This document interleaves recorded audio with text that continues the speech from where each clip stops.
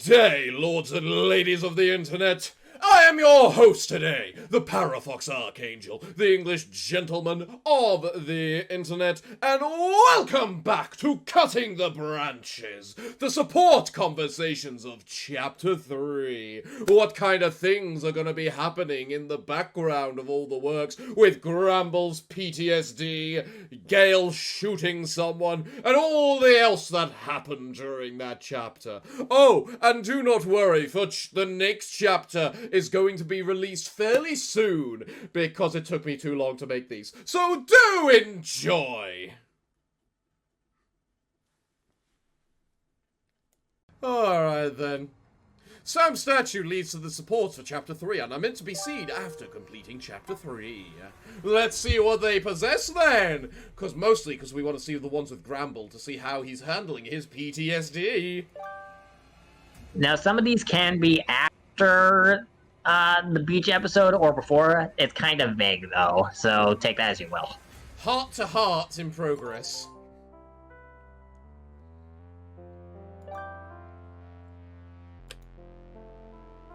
I've been thinking on it lately, and, well, you're right.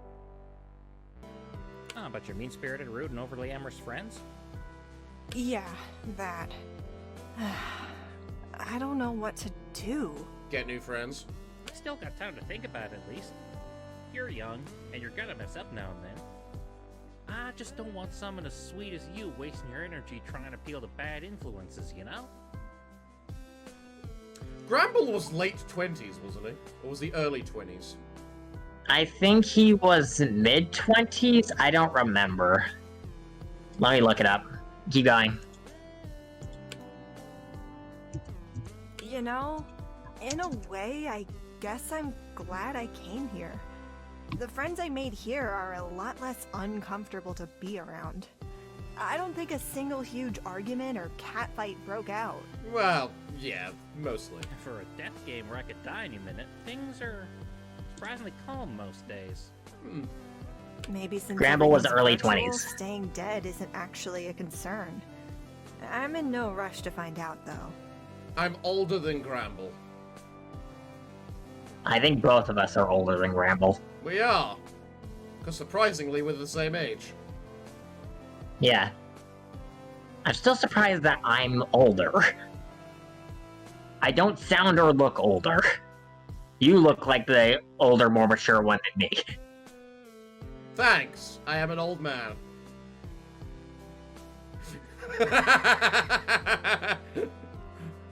Yeah. You haven't heard me going up and down stairs and grunting like an old man.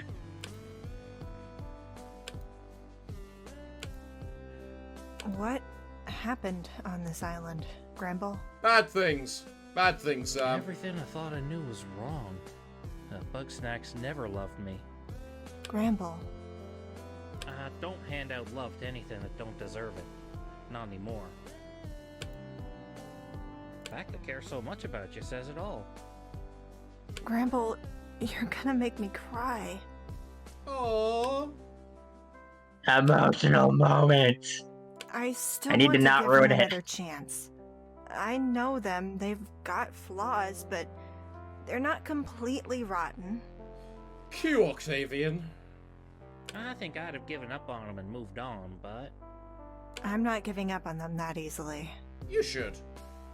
do they regret what they did? I think so. Editor's note. Jessica does, Ashley does not. Ashley doesn't. Josh and Chris hated it, but had nothing to do with it, and I have no idea where Matt, Mike, and Emily stand. Like, Jessica's a bitch, but I'll give her credit, at least she feels bad about what she did. Whereas Emily is just the bitchy girl. Emily is bitchy, but we don't know if she actually feels bad about it. Ashley flat out lies if you try making her say she feels bad about it. Because her honesty stat goes down, so she doesn't feel bad about it. It's like, why can't we have supermassive games as games just give us some characters that don't suck right at the very beginning of the game? Make likable characters. They have interesting concepts, and it feels like it's so hard to enjoy them properly because we have to deal with the characters being so damn unlikable. House of Ashes, interesting in concept, kind of wonky in gameplay execution. What the hell is this love triangle? Fair. Very fair. It's a love triangle involving a man, his estranged wife, and the guy that she's cheating on him with. How are you supposed to make that look even remotely redeemable?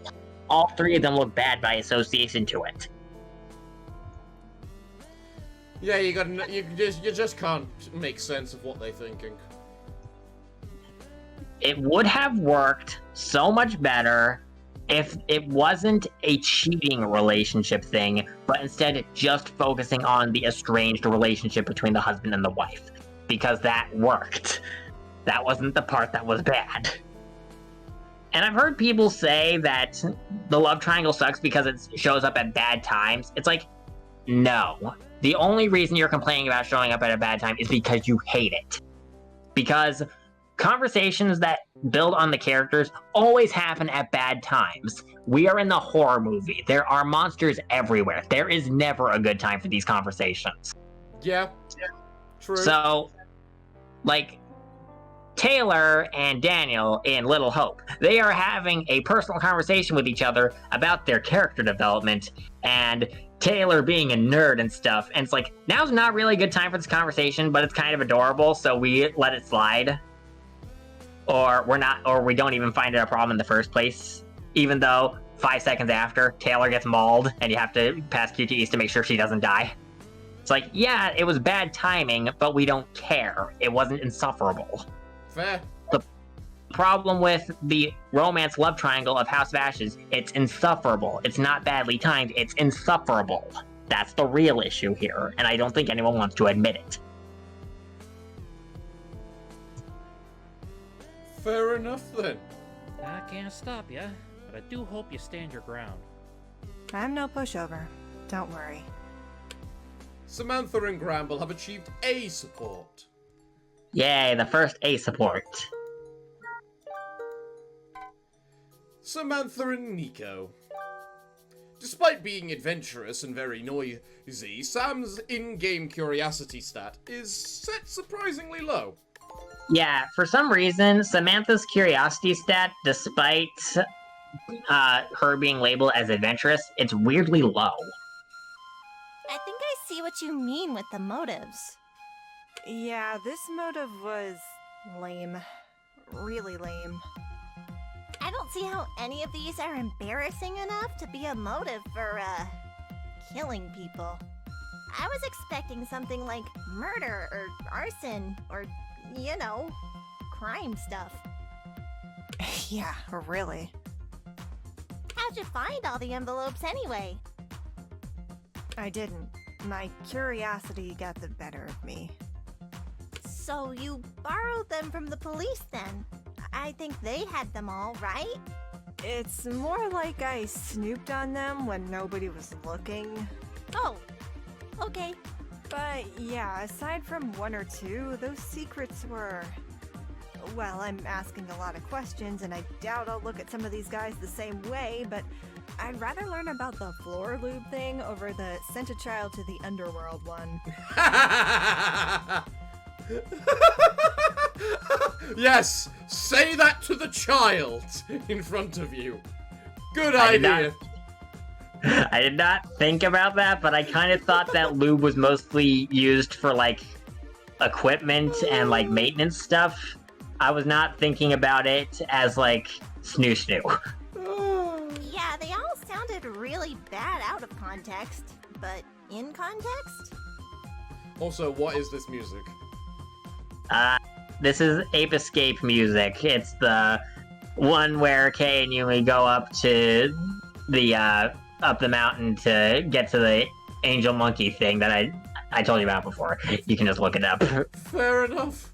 I definitely want to ask for the context, but I've already invaded everyone's privacy, so I should just stop now before I tick them off. Yeah, that's a good point. Oh, I really want to know. I'm so curious. Ape Escape music is very, very catchy, and I want to use am it, though. too, Yeah, it but- is. Idea. There's someone we can ask questions that won't get upset. CEO got high on swirling because weird people were blocking his way to his target until he agreed to. Sam sent the child to the underworld because they had Tourette syndrome and an underworld TV show needed to be cancelled. So he sent the kid with uncontrollable swears there. And Garrus for the Death races because the Death have had a bad reputation for siding with the Reapers and killing people, despite Legion's existence. So, to be fair, he at least got over the Quarian and Krogan racism, so at least some progress was made. I love how you're just so blankly like, you don't care about, you're just so blunt, you don't care about keeping people's secrets, you're just gonna blab everything. What about the mean Yeah. things Natsuki and Gramble said? Natsuki's argument with Yuri was actually Monica's fault because she was screwing up everything from behind the scenes. I don't know who those people are. Our clubmates. And Gramble wasn't overweight to stealing his pets from his barn when the town had a food shortage. Hindsight is 2020, considering what exactly his pets were. Any more questions? Why does the sky look weird all the time? That's a skybox. I think it looks cool. Later. Yeah, Sam broke it last time, and we had to fix it. Ah, yes. Sam, when you said this game is confusingly not very threatening at all, I didn't really understand what that really meant until now. Why We is are this very, game very about bad. Murder mystery so low pressure from the enemy side.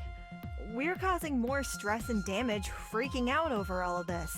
And you can tell this is the line I used for the trailer. Yep. Wait, is that why? Well, if we're the ones messing everything up for ourselves, then I guess the bad guys didn't have to put in much effort anyway, huh? I guess, but you'd think they'd get more involved in this. I'm not sure then. Aw. Samantha and Nico have achieved B support. I do love how you just blab the context of it all. Yay! Oh, it's so good. Screw privacy. These people need to look less bad, I guess. And also, I like talking about video games. Why did And I don't have anyone to talk to. Why didn't you try and add the context of, whatchamacallit? Crash's yes noises. The Coco yes noises. Yeah, the Coco yes noises. Even I don't know why Coco does that. Samantha... Huh? I don't know why Coco does that. She just does. It happens because Demolition Derby hype, I guess. That's the best I've got. Anyways, Sam and Sam 2, the Salmoning, where Sam talks to Sam about Sam and Max or Sam, depending on which Sam is talking.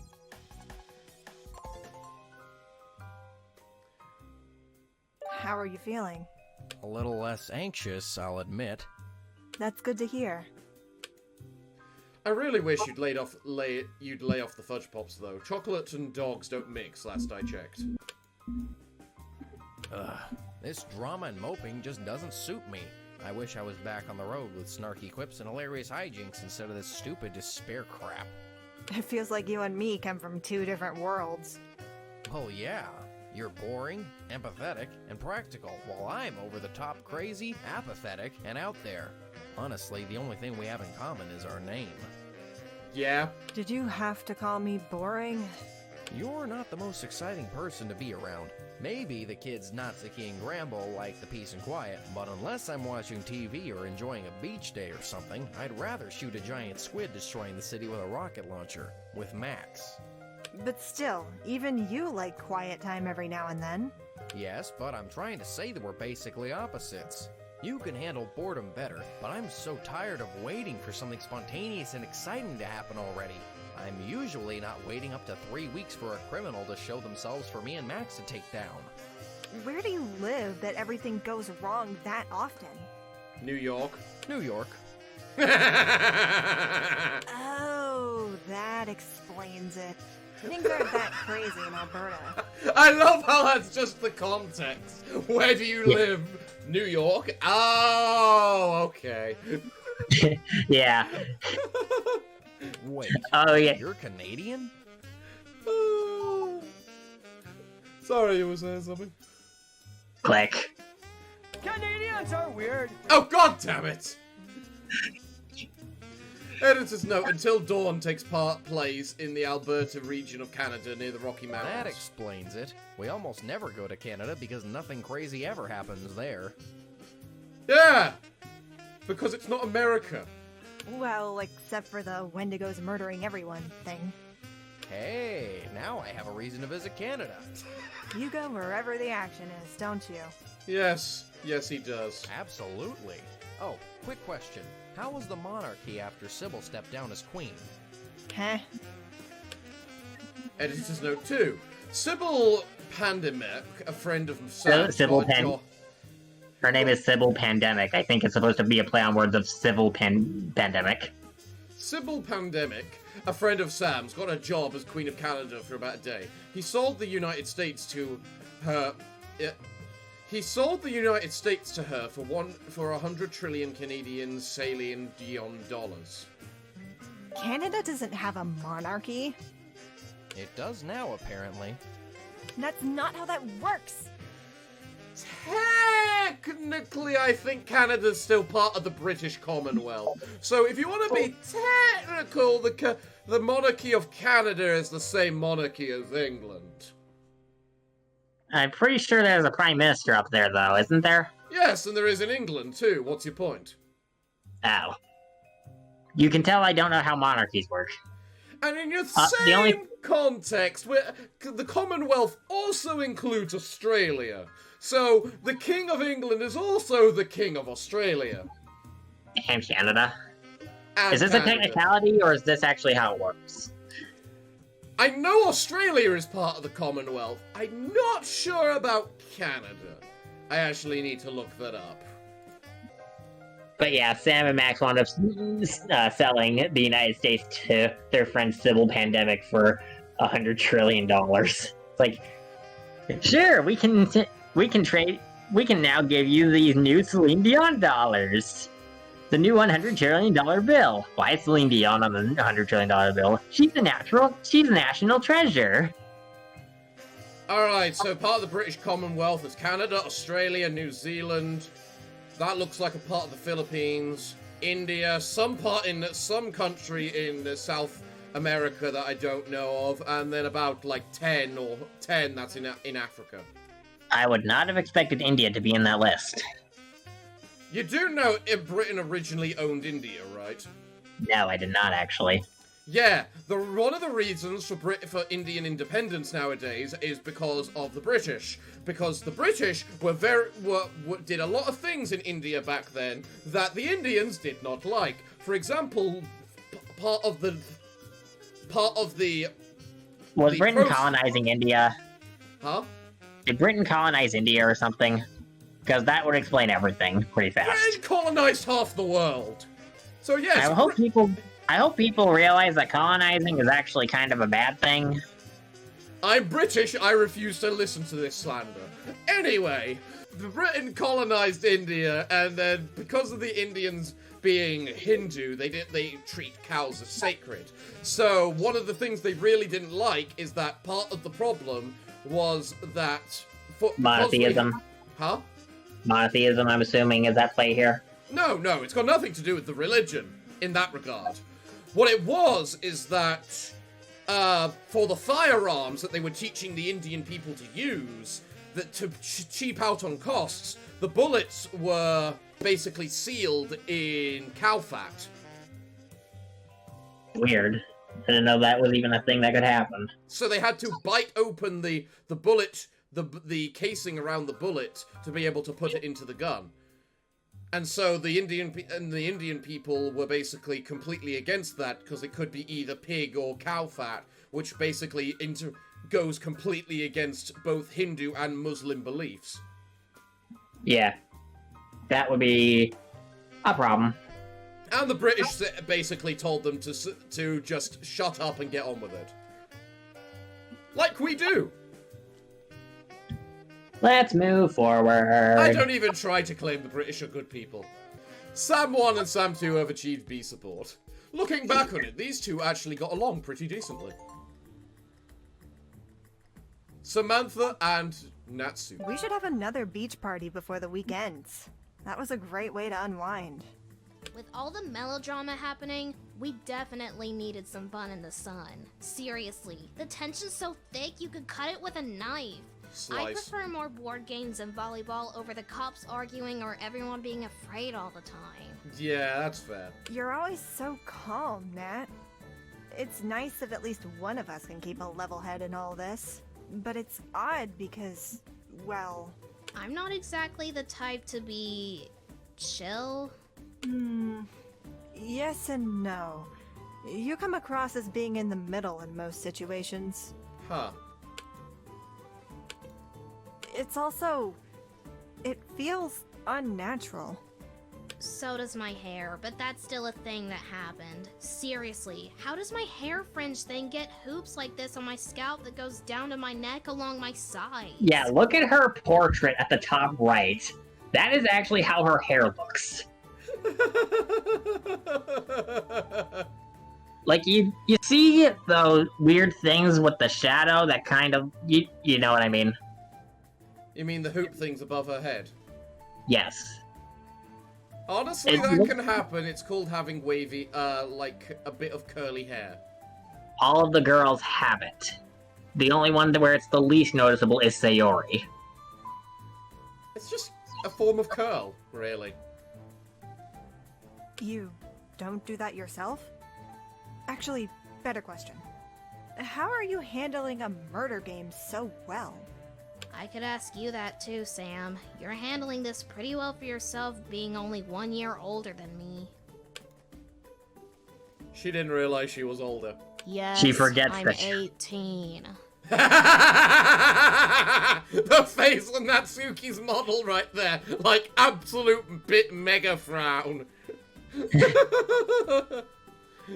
It's an easy thing to forget because of how... I'm short and cute, I get it. I just get tired of being treated as either a child that can't take care of themselves or... How do I say this in a nice way? There's no nice way to say this. Let's just say that finding the right guy isn't easy if they like you for your looks, and I look like... Got the picture. There's also the opposite side. You have no idea how infuriating it is to be called bait repeatedly. Aww. I do not envy Natsuki's position. She looks too young for how old she actually is, and it's gonna cause a lot of stigmas. Adult women that look and act like young girls are distressingly common in Japanese media, especially considering how they are portrayed. Fire Emblem's Elise and Sakura are a decent example of just how far these people can go. They're lollies and your little sisters, though I wouldn't be surprised if others went further. So, Elise and Sakura. The reason I chose them as an example, I also could have brought up Kodako from Danganronpa Ultra Spare Girls. You know who that is, right? I told you about her before, but I'm not sure if you remember. I think so. She's the one from the spin-off game who had the really tragic and horrible backstory. Yeah. That makes me wonder why they made her the fan service character, considering both her age and her backstory. Yeah, that's fair. And it's definitely the worst example.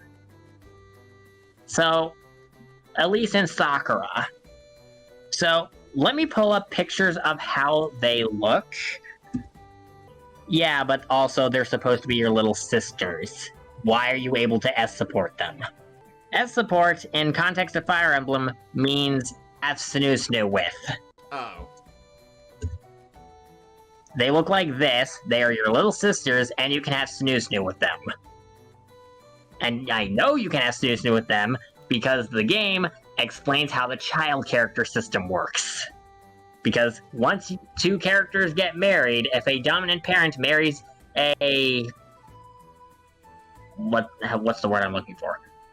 There's the dominant and the recessive parent, where basically the recessive parents will wind up giving their hair color to the child of the dominant parent. And the dominant parents are In Fire Emblem Awakening, it was the wives. In Fates, it was the husbands. Okay. But basically, whoever the dominant parent was would always have the exact same kid. Fair But that, enough. but the point being, these two are your little sisters, and you can bone them. That's kind of messed up. Now, Elise, the one on the left, is your adoptive sister, and the other one you were told is your biological sister. Turns out neither of them are blood related to you, but that doesn't change the fact that, as far as you knew, they were both your sister. So then it becomes more of an emotional point of view more than the biological point. Yeah, but that doesn't change the fact that if you tried supporting Sakura, who you thought was your biological sister, I have to ask why you wanted to bone her. I am concerned. I'm not going into this. But you get why But you get why this bothers me so much? Yeah. And why I don't like how Japan portrays lollies? Yeah, no, that's perfectly fair. Honestly, it's for the best you don't know anyway. I don't like being angry all the time, but I don't really have a lot to be happy about right now. Aww. Samantha and Natsuki have achieved A support. Do you remember that ye old Monopoly board from way back when that had the space, please go to jail? I think so. Elisa's face was on it. And now you know why.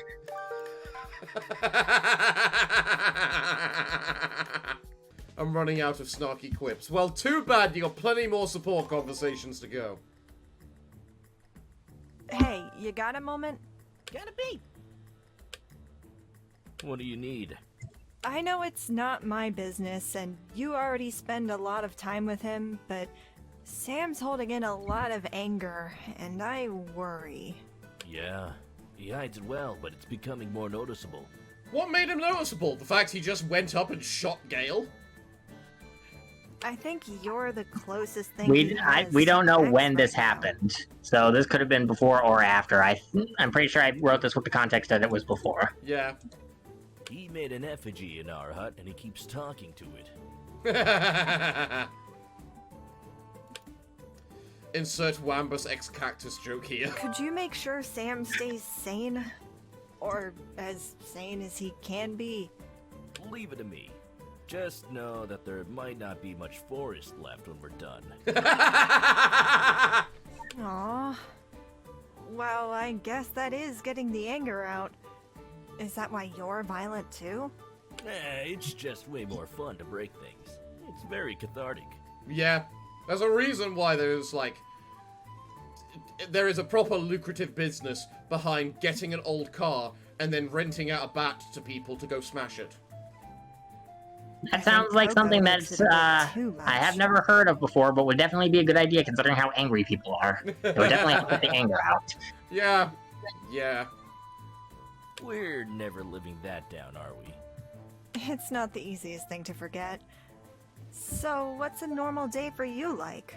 Action and explosions? I think we just ignored the Coco yes noises joke. Yeah, we did. Not unless Coco needs me to get home and grab her a laptop battery. Why would you have a spare laptop battery lying around? Can't you just charge it with a cord? In the jungle? Why were you hanging out in the jungle with a laptop and not doing that at your house? If you're getting fresh air and nature, you should probably commit to it, you know? Not your decision to make, ma'am. Sorry. But yeah, if you can keep Sam from burning the town down, please do so. Don't worry. I can handle this. Samantha and Crash have achieved B support. Right, Samantha and Nanako. Let's see how this goes. Samantha had to get through her supports faster than everyone else because I knew she was out of the game by chapter 3. Was he okay? He's improving a lot faster now. The beach party was definitely a good call. Do you mean Sam? That's good. I'm glad Natsuki recommended it. Or do you mean Gramble? Did you and Nico have fun? The sandcastle's gone now. But They meant it's fun to Gramble. make. That's nice to hear. I wish I saw it, but I was a bit busy at the time. We should do that again before we go somewhere else. You mean the next phase? Yeah. I'm not against it. Maybe we could go skiing on the mountain, too. We didn't really do too much fun stuff at the lodge. Is there anything fun we can do in a desert? Sandcastles? Stare at cacti? Oh, fucking Christ, man! That'd be fun, though. You knew the March cactus was gonna be in a place with cactus, right? Insert Wamba 6 cactus joke here. Do I need to when you have the March joke right there? We should all go on a nature walk soon. Everyone move out of the fireplace in Stansburg. This is mandatory. That can't be good. Samantha and Aniko have achieved A support. Well, I guess we know the context of when that conversation happened. Yep, it was right before Sam shot Gale. Well, now we move on to Samantha and Octavian. And thus we finish Samantha's support strings. Yep, and it's not likely we're gonna see any more, unless I have her hang out with, like, Crunch or something, but I'm not sure about that yet. Okay, let's address the elephant in the room. Rambles, not doing so good. Thanks for being with him through this. I just hope I'm really helping. I'm more than certain you are. People are always hard to read, but to me, very openly showing you care is one of the best things you can do, even when the person isn't having an episode. Yeah. There's a sunny beach and plenty of great hiking and jogging spots here, and I kind of want to see if Gramble would feel better outside, but I just don't know if it's a good idea. In combination with the killing game thing and making it more dangerous. Honestly, I'm not sure how to feel about that. The stakes from the motives don't seem very high, but the tension is so thick you could cut it with a knife. There's so much else going wrong right now. Gramble's freaking out, Gale's lurking wherever. There's so many people in charge of this game we don't know about. One of them is a participant. Carl just blew himself to hell over it, and Mayu killed Papyrus and Kate. And the investigation teams at each other's throats over unnecessary disagreements. There is so much else. Right? You seem reasonable. Can't you fix this? There's so much else. The motives are terrible, but there's so much else going wrong and causing drama that it works anyway. Yeah. The fact that there is a motive as well. And then you got a bastard like Gale. Gale didn't really do a whole lot in the plot aside from just be a ticking time bomb that everyone knew was going to be a problem. What do you mean? At least he finally blew up here in Chapter 3. You mean he died? Yeah. Yeah. So that way he's not a problem anymore. I mean, and he did attempt the murder. He just failed at it. Yeah. It's not that simple. Of course. And he probably would have succeeded if Sam didn't force Crash to learn how to swim. Pretty much. Actually, why are you talking to me about this? I don't know who else to ask at this point. You're part of this, so you must be able to do something. Worth a shot. Can I ask something? What are your thoughts on a violent simulation occurring? Huh. Please, no. Hear me out. So, everyone's tension and irritation is through the roof, and because of the situation we're in, there is little to no way to get it out. If the simulation occurred that allowed everyone to get ridiculously violent occurred, would it flush the rage out of their system, or would it do the opposite and make everyone feel better at that one moment, then having to be a craving for more? I think that depends on the character.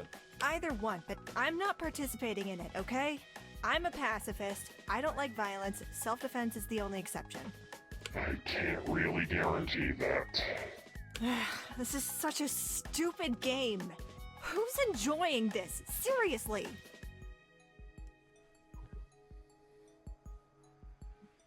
Miss Sam, as much as I'd like everyone to get along and everything to be peachy, that's boring and nobody wants that. I mean, yeah, but that needs to stay in things like books and movies. There's a big, beautiful world out there, and we should keep it that way, instead of ruining it with stuff like this torture. Lady, this is not a torture. I don't think anyone wants to know what that looks like. Editor's note. Editor's note, Raven was not comfortable voice acting inappropriate Yuri from DDLC noises for the joke. Well, I'm not wrong that we're suffering for no reason. Sorry. I'm just really upset and stressed right now. But seriously, if you can help, please do. I'll see what I can do. Samantha and Octavian have achieved B support. That's part of the reason why he let the shooting of Gale happen. That and he hates Gale. It was to flesh out Sam's rage. Yeah, you mean pretty much. It just kind of happened. I write with the flow. Gramble and Nico, B support. Nico definitely overstepped their boundaries last time.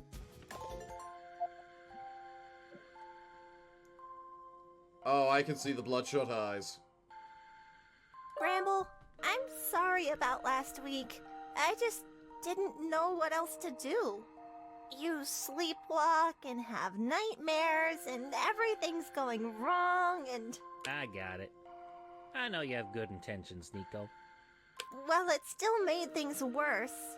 And was very annoying. But you were right. I was running from the problem.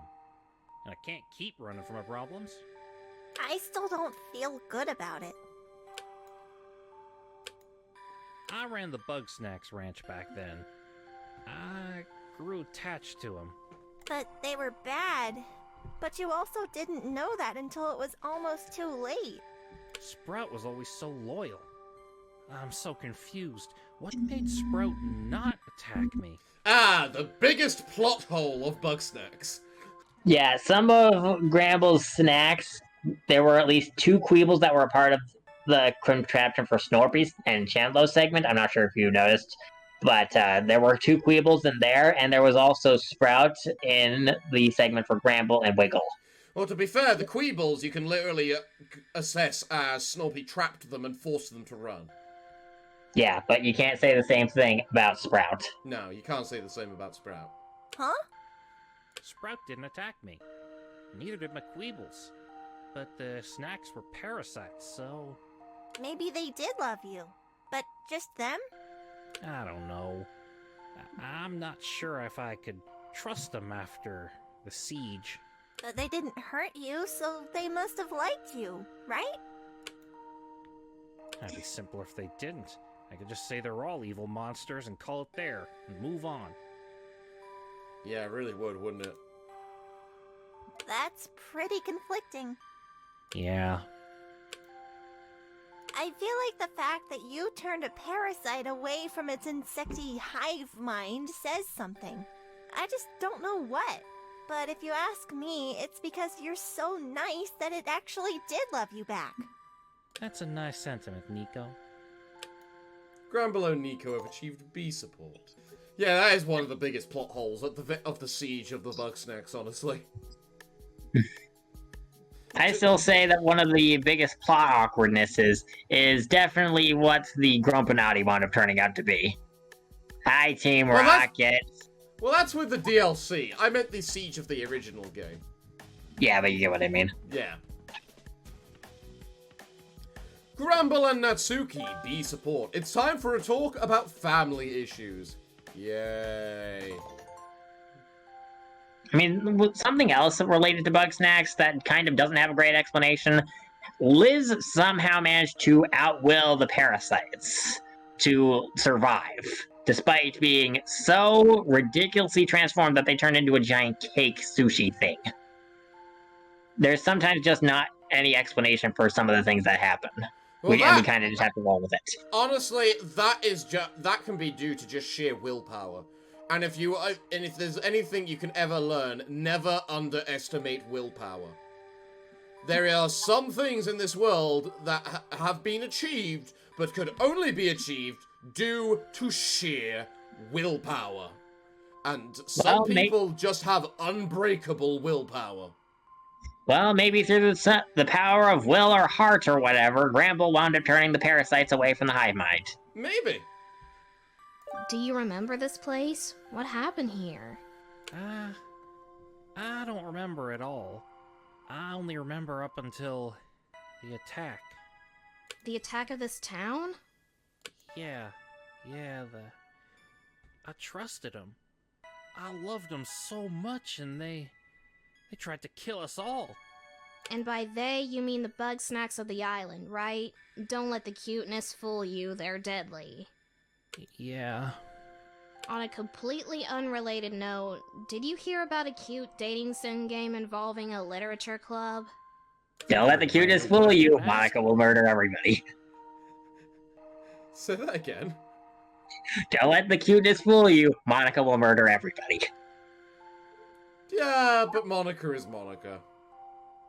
Even still, I don't think people who went in blind knew that they signed up for a horror game. And ironically, Monica is still one of the fan favorites.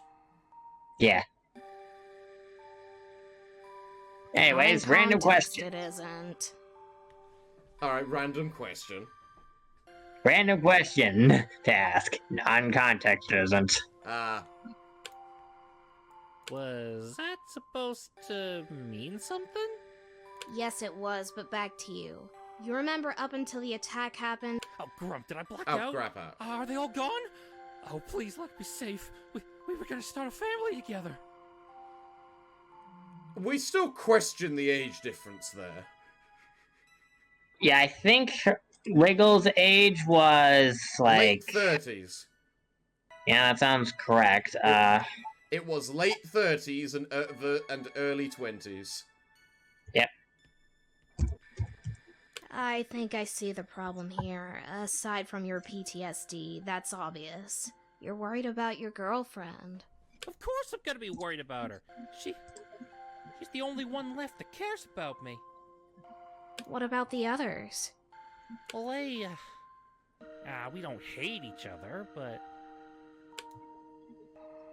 Grumpin'. I wasted all that time raising snacks. And dating your girlfriend. Now, the former more than the latter. You know, your bio said about familial neglect and abandonment, and... Well, if it wasn't obvious your parents abandoned you before, it sure as heck is now. Aww. Hindsight's 20/20. I know what I should have done better now, but... Well, I hope it's not too late. Well, you're doing a better job at parenting than my dad is, so you're several steps in the right direction. That's good. Your dad? Ugh, seriously? I complained about Yuri being edgy, but not my abusive dad? Well, to be fair, it really hasn't been relevant anymore. Your dad abused you? He was neglectful on his good days. Remember when I said I didn't eat right growing up? What the grump? Who starves their kid? And now I'm stuck looking like a 10-year-old at age 18. Woo freaking who. So, in actual DDLC, Monica hypothesizes that the reason Natsuki looks the way she does is because she's starving. Which actually makes sense. She says that her lack of nourishment is likely affecting her atlas and growth, and that's why she looks like that. But hey, some people like them short and cute, right? Alright, back to the game. Regardless, it is actually a real thing. Is delayed puberty from lack of nourishment. You deserve better than that. No wonder you're always angry. You're grumping starving. Not as much recently, though. I really don't have a good excuse for the moodiness. Not that there is an excuse for being a jerk. Do you think I might be going overboard with Nanako and Nico? Kinda hard to tell, but I don't have the best frame of reference. But if you're asking if you'd be a good father, I don't doubt it. Thanks, Natsuki. You stay in bed. I'll go get food to eat. Right. And I forgot why we even had this conversation. Crap. Well, you still gotta eat. Yeah. Gramble and Natsuki have achieved B support. Aww. Gramble and Crash, C support. This ought to be interesting. Bad communication killed. Or just makes the conversation take forever. Crash? Can I ask what that crap. weird sound was we heard earlier? Okay, reveal trailer. Gonna have to have that sorted out. This is why we're the beta tester, to see all these glitches and bugs, and then we laugh our heads off as they make no sense. Oh, Nani, the bump that a cannonoid. I get so tired doing all this stuff. Give me a break. Nah, it's fine. I understand there's a lot of different things. I've seen your the coding for this game. No, it's completely understandable that you miss the occasional thing. And frankly, it's impressive you don't miss more. Crash does so. Okay, as much as I want to know what that was about, the gunshot's more important. What happened here? As much as I want to know about the Coco Yes noises, please tell me what the gunshot was about, because that's more important. He writes that down. Who did he shoot? Crash writes down an explanation of what happened. Like Grumpin. I didn't make an animation of Crash writing things down, so instead I just have the camera off him whenever I need him to write things down. That's fair. He shouldn't get away with this. I'm glad he didn't. That said, I'm still uneasy. He might try again, or try to get revenge. You stick with someone, okay? And a kind of cat cocker. Then a combat in a hamburger and I show the hoop up snacky. I have no idea what you just said. Gramble and Crash have somehow achieved C support. Gramble and Nanako. These two didn't have a support convo yet? Wow. That is a wow, actually. Gramble, can we all watch TV together? We got TV? Yeah. I asked if we could have TV and Octavian said we could. So now we can watch TV. Huh. That's unexpected. We didn't have much technology out here unless it was for archaeology, biology, or trap making. Yeah, I guess this place isn't meant to be completely authentic. Last I checked, meat didn't grow out of the ground. Red for sign, red for honor best. Yay! Oh, God They're Christ. kinda... Not very threatening. Not in the slightest. Rex is the mastermind, right? Something seems weird about that. Yeah, he's not far off from how Octavian is he? There must be more to this. Maybe the other associates are pulling the strings, or... I'll think about it later. Right now, I need to unwind. This ought to be good. Someone tried to prank me. I'm the only one dressed head to toe in red color. We know our gag's coming up whenever we see this screen. Do you really think I can't spell? Don't treat me like some Alright, let's see it. Black people keep making courtroom murder games. It doesn't feel very original right now. Everyone would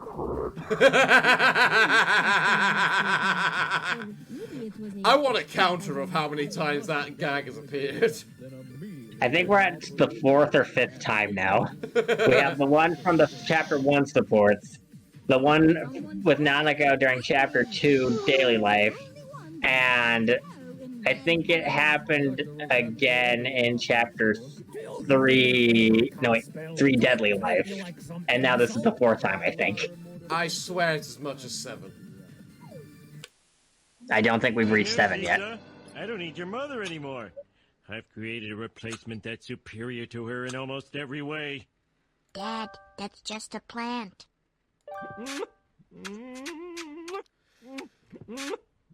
The fact you can make a Cactus Marge joke, because this is legitimate dialogue from the Simpsons episode, where Homer was banished to the treehouse and he had to get a plant to replace his wife. Yeah. Homer, I want that thing out of my house. That's not from the same episode. No, it isn't. It's the one. It's from the one where Bart becomes Mr. Burns' heir, and at the end of the episode, Hans Moleman is the new Bart, I guess. Yeah. It's like, say hello to the newest Simpson. Come on, give it a try. It's like kissing a peanut. Homer, I want that thing out of my house. Insert Wamba's ex-cactus joke here. Is this what God damn Wambus it. does when Triffany ain't home? There we go. Third time's the charm. Stop using that joke all the time. If you don't like this mod I'm making that takes years to make for free, make your own damn mod. So the cure for this outbreak is in Canada, developed by top researchers. We are to head there on behalf of the President in cooperation with SORT in order to secure it for the sake of reversing all of this. Any questions? Cue Penelope. Doesn't that mean all the zombies we killed were people we were supposed to be saving? Probably not what you expected her to say. No! No, that caught me off guard. I think we made a huge mistake. Yes. Yes, we did. Okay, so What was before the we morass? continue... I wouldn't hesitate. Okay. It's unfortunate, but it's for the greater good if we succeed. And succeed sooner before everything gets worse. Sorry, you were saying then? Okay, so...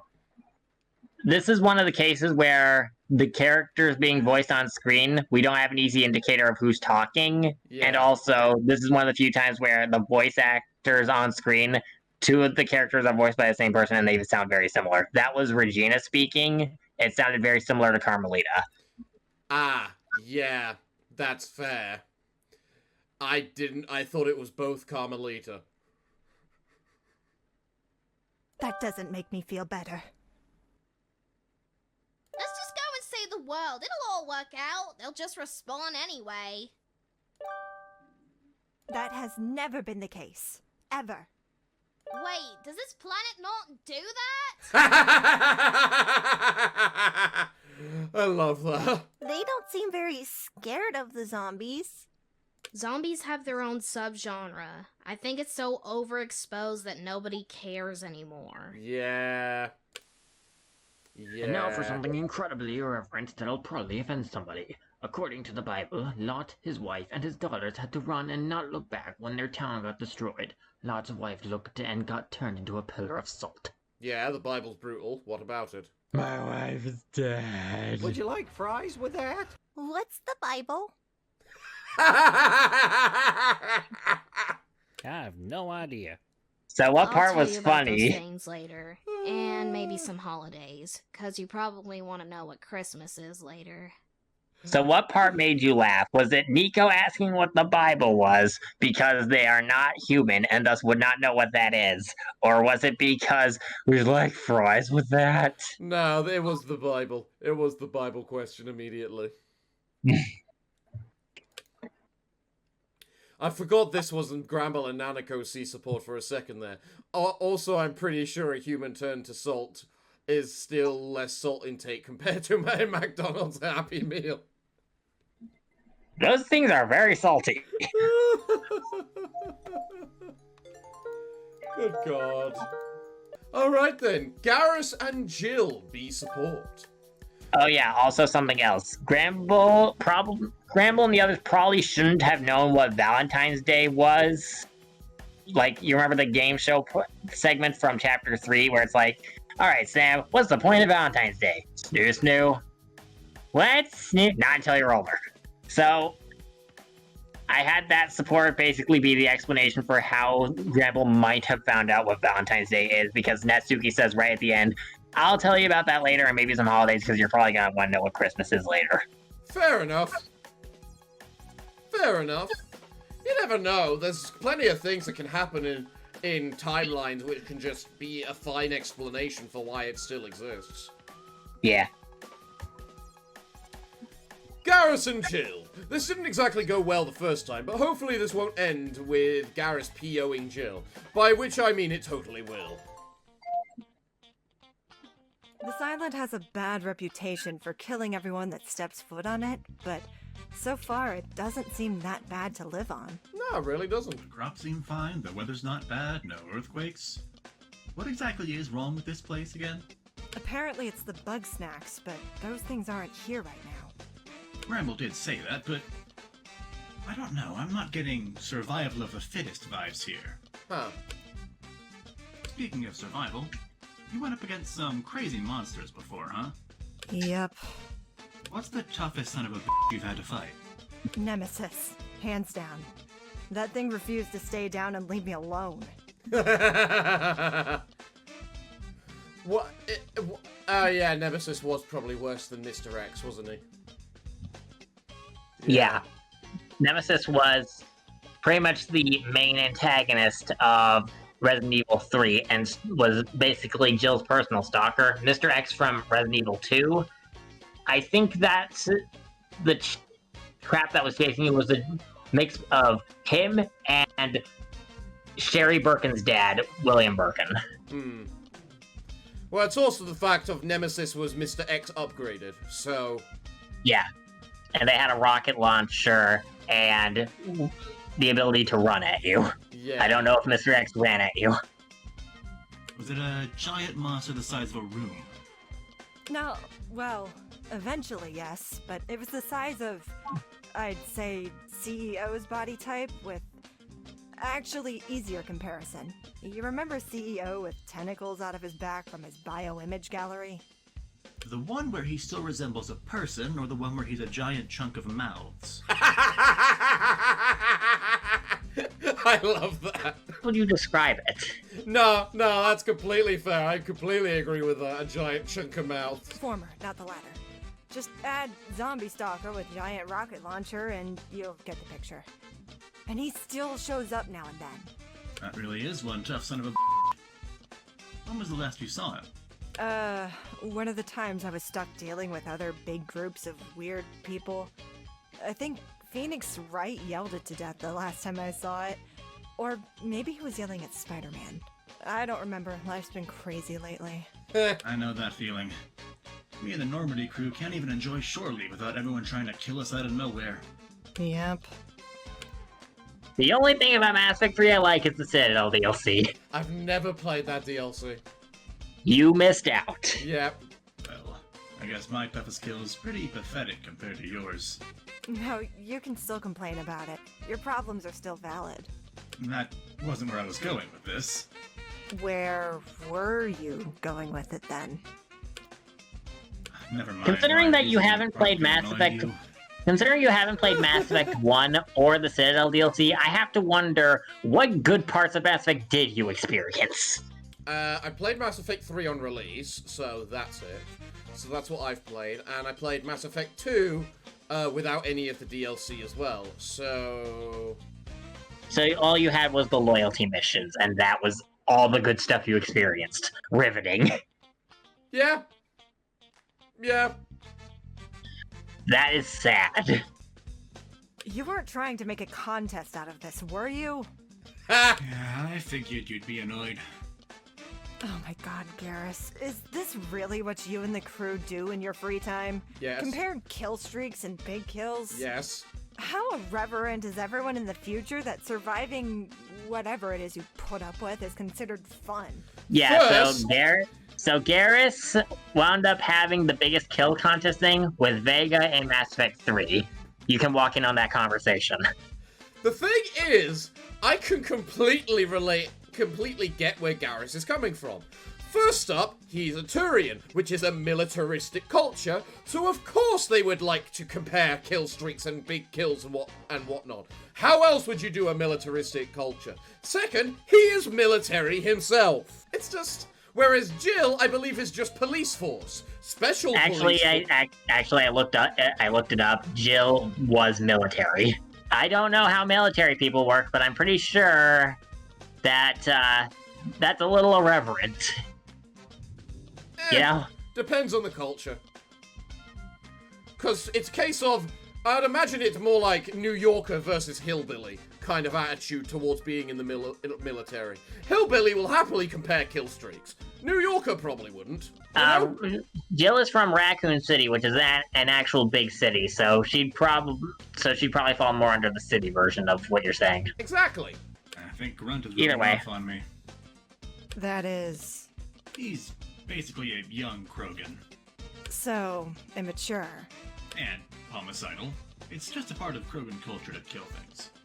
Wow, the future is so advanced. We went from immature biggest dick contests to extremely suicidal big kill contests. I mean, that describes Krogan in a nutshell. Ouch.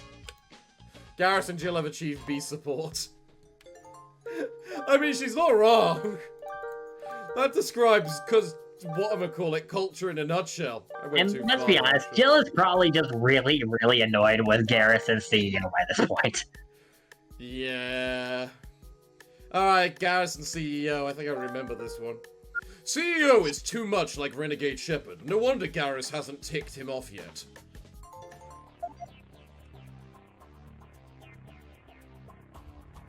This is the phone music. The Burmeister theme. Yeah, CEO? this played during the trial of Chapter 1 as well, I'm pretty sure.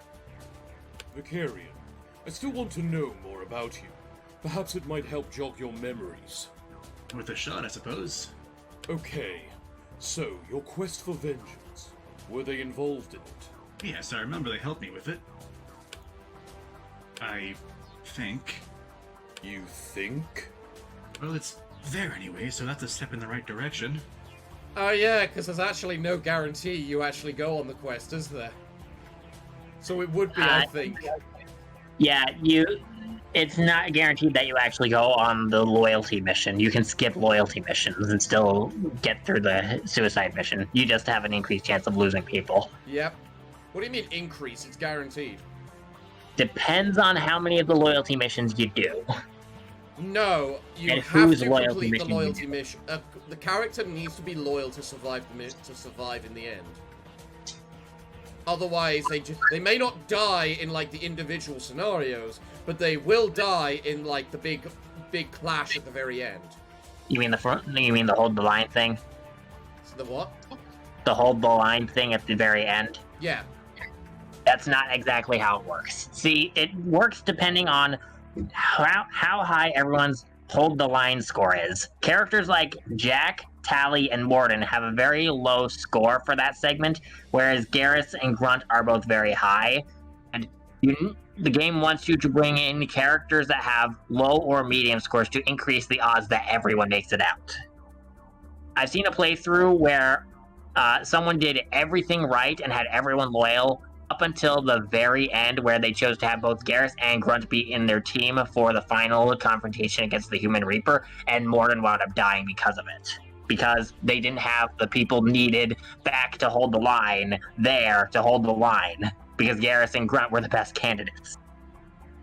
Well, I've never known about that mechanic. The only person I had die in that hold the line was Miranda, who wasn't loyal to me at the time, so... Yeah. Well, now you know how it works. Better than nothing. Context? Okay, so the reason I'm nicknamed Archangel? That's my alias when I was on Omega, which is infamously filled with so much crime and scum that no matter how many of them I killed, the place was still terrible. Like nothing we did made a dent. With you so far. Is we a group or just you? I was the group leader of the operation to take down all that filth. Some of the goons managed to capture one of my men. Made him turn traitor. And now you and that man were the only ones that survived whatever traitor's trap was laid out. Bingo. And you had to live with that. War is War might be an exaggeration, but the stress of situations like that, I imagine it would be difficult to overcome without getting PTSD. Actually, I am military. It's a part of Turian culture. Huh. Wait, your culture is militaristic. Didn't know that. Paladin's culture heavily involves discipline, self-sacrifice, etc. In fact, the military is the center of our society. It's not just an armed force, it's an all-encompassing public works organization. So, yeah, pretty much everything is military. Huh. Has anyone told you that you're a pretty crappy Turian? I like you even more now. When do we get to the part where the alien bug and the department store mannequin commit snoo-snoo? Gang of Sayori. What? Editor's note, it's not that kind of fanfiction, Sayori. You know...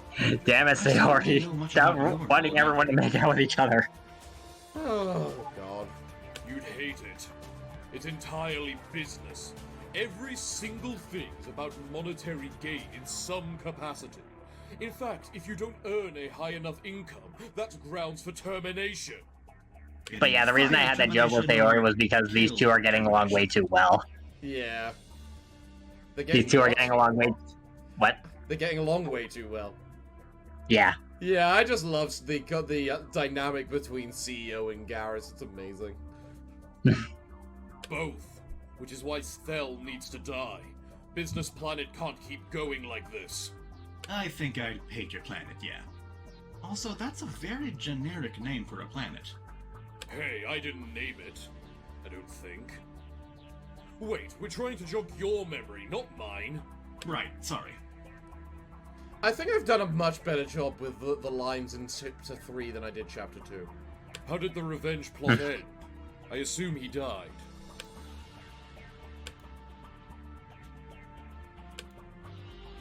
You don't remember. I don't remember. Okay. The gaps in your memory are probably important. Otherwise, why remove them? I don't know. It's like... It feels like it's there, fighting itself? Huh? I don't know how to describe it. Oh, spirits, this is frustrating. That's probably the best way to describe the memory lockup situation we went over in Chapter 3. No, I completely agree with it. That is the best way to describe it. I still think the mastermind is behind this idiocy. I say we try an... interrogation. Are we going to... Oh yeah, Octavian. I'll get the rope. You find something to knock him out with. Garrus and CEO have achieved B support. Now we can move on to Garrus and Sam. Well, it's not an F support, so hopefully that's a good sign. We're halfway through Chapter 3. You made the right call with Gale. Hopefully you'll take a hint now. He doesn't strike me as the type. Yeah. But I still think interrogating Octavian would be a good call, too. Nope. He's in a position of power over us. He's the minion. So, he basically outranks us. And even then, Rex having less free labor wouldn't be something he'd like. Yes, but if Octavian knows the answer, we should get it out of him. Unfiltered. Otherwise, he'll filter the answer to the point where he won't get all the information. Or he'll have time to come up with a clever deception. Your point is valid, but flawed.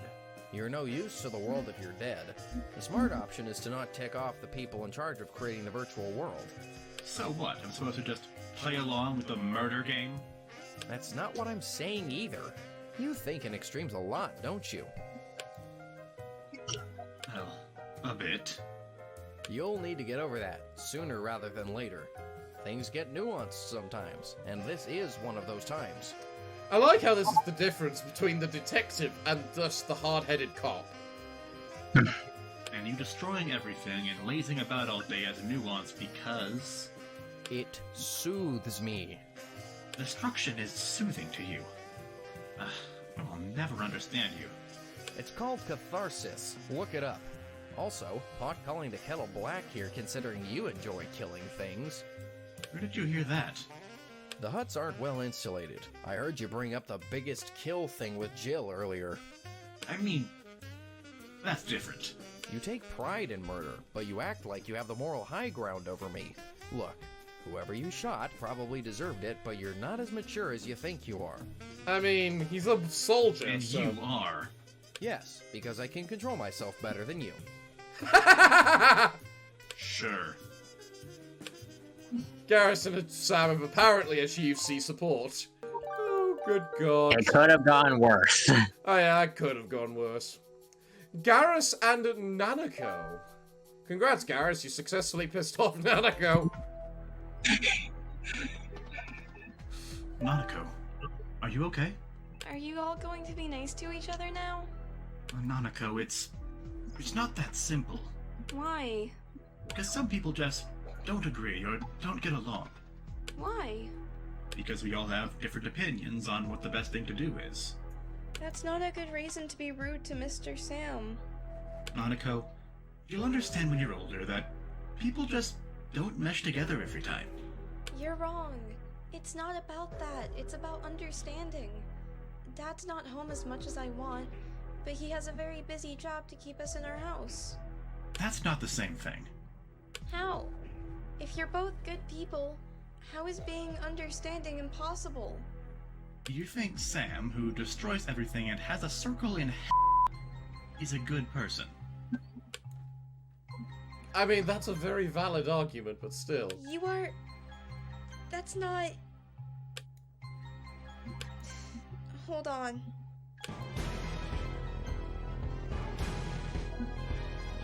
Oh, that's a new music. No, it's not. We've heard this in Chapter 1's trial section. Are you calling me to back you up? You called the enemy. They're the only one who saw us talking. We can't ask... Well... Carl's in a better place. Because of you.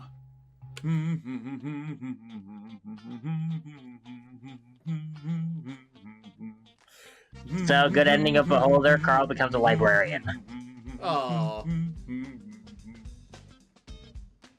I was wondering how much of the tune you used then, because I swear I did like 2 minutes of humming. Yeah. Something feels off about this. I know I'm right, but I can't say anything.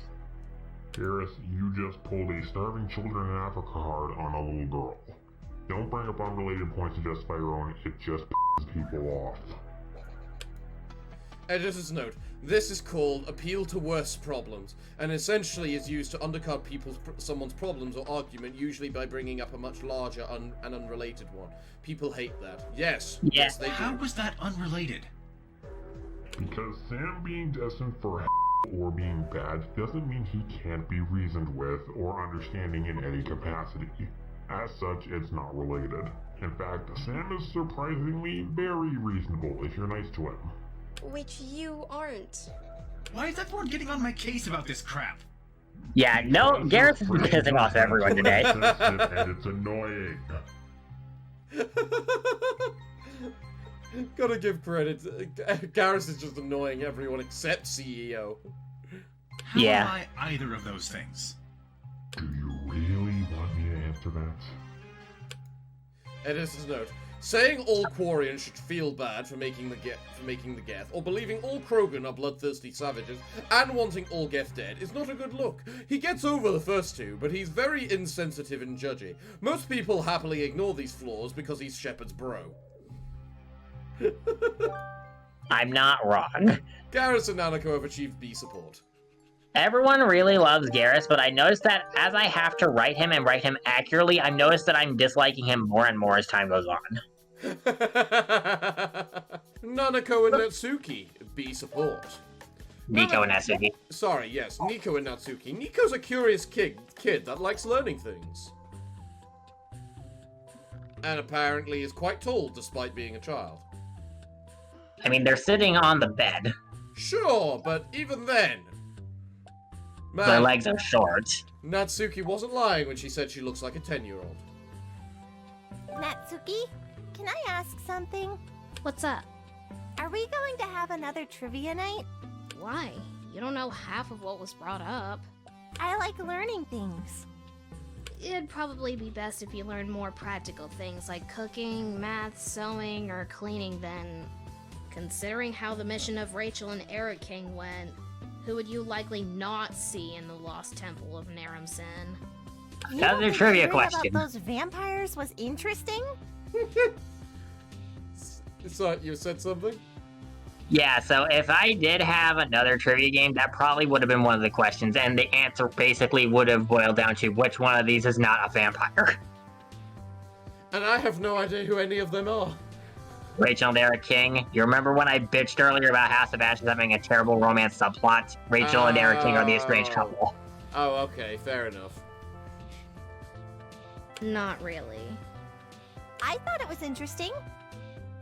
But we can't do anything with the information. It's not like any of us have connections to the US government that could do something with that information. Looks at Jill. Except maybe Gail or Sam. Sam's a part of the US government? Did you get a job helping the animals? Officer Sam. Oh, what's his job in the government? Being the first lady isn't really a job. Okay, which Sam are we talking about right now? You kinda missed my point. No, I got your point that it isn't important to us and we can't do anything about it. But that doesn't make it pointless. It's still interesting to talk about.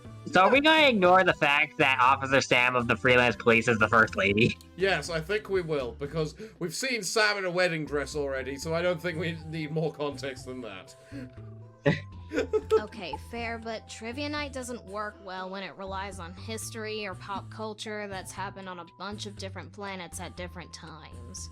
It makes everyone feel stupid through no fault of their own. That's fair. I don't see Yeah, it like, that am I way, making- but I did get the feeling the others didn't like it much. Aww. If I'm making Trivia Night about all these different video game characters and all of them are from different time periods and planets, how are any of them supposed to know the answers? They're not. They're not The supposed audience, to know. the audience watching this video is more likely to know, and that's who it's actually for. Yep.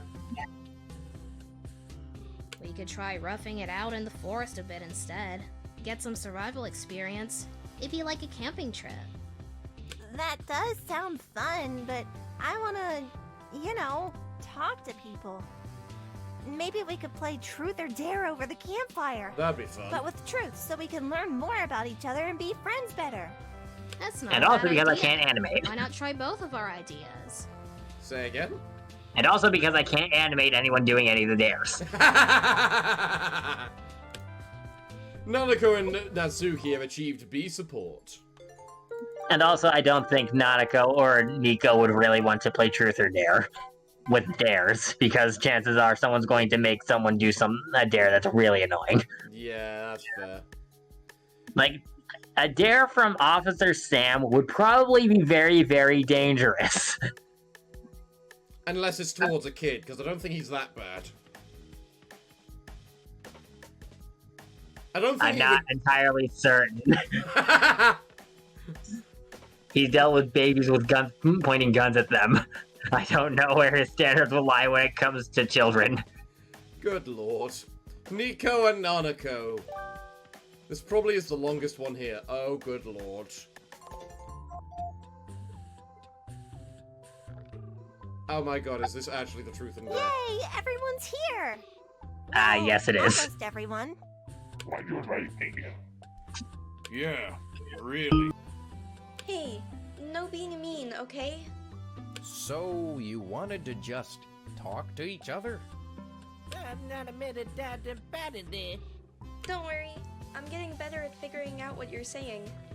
Those secrets were really... The mastermind's being very rude. So let's talk about something cool about ourselves. I'll go first. Pancakes are my favorite food. Good taste! Good taste, child! Do you guys like pancakes? The camera would be static and boring this whole time. I made it move around a lot. Oh no! So that way it's not boring. That's fine, I was just laughing at the two in the background still. They still haven't been deleted from the trailer. Ah, right. One time for my birthday, I ate 10 pancakes. 10 pancakes? You're a lightweight. I've easily eaten 20. But then again, I'm a fat bastard, so... 10 pancakes? Yeah, I wasn't hungry for the rest of the day. But Mama makes such good pancakes.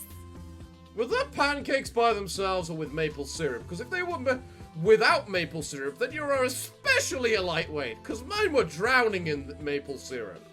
I kind of assumed that pancakes had to have maple syrup, otherwise they wouldn't taste good. If I give credit to America, that's gotta be the one thing. They're pancakes. I can only eat American pancakes. I'm starting to get hungry now. Mr. Sam, you must have done a lot of cool things as a police officer, right? This ought to be good. Oh yeah, me and Max do all sorts of fun stuff. Did any of you hear about the time we took on the army of space gorillas? Dot. No. Yes, you had to be there. Space gorillas? Trust me, it's the least crazy thing to happen in New York. I met Spider-Man. That checks out. You met Spider-Man? He's the worst pizza delivery boy ever, by the way. My pizza looked like a sloppy Joe. I love that video game Spider-Man 2. Who's Spider-Man and why is this a huge deal? You know what I also love about the dynamic between Garrus and CEO? The fact they are from such radically different planets from the rest of people. Yeah. As well. And that they don't know what the heck they're talking about a lot of the time. They are from completely different backgrounds and cultures as well as planets as the rest of them. While Grambus may be from a different planet, he technically has the same culture as normal Earth. Same with Sam, but to a more violent extent. But yeah. And satirical extent. Yeah. Since it's used to make fun of things. Exactly.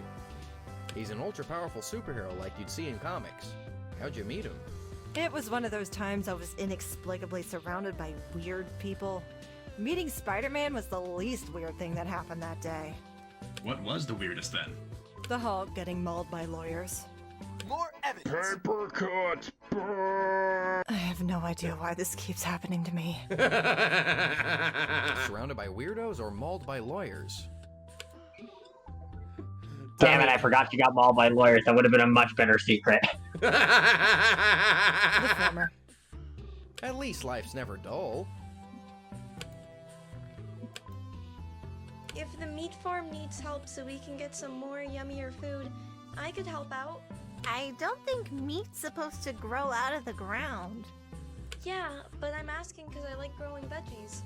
I've learned how to grow veggies from a school project, and me and Big Bro worked really hard to get yummy, fresh-grown veggies. I didn't know you liked gardening. Cool. It's So really gardening hard and work, but it's worth it.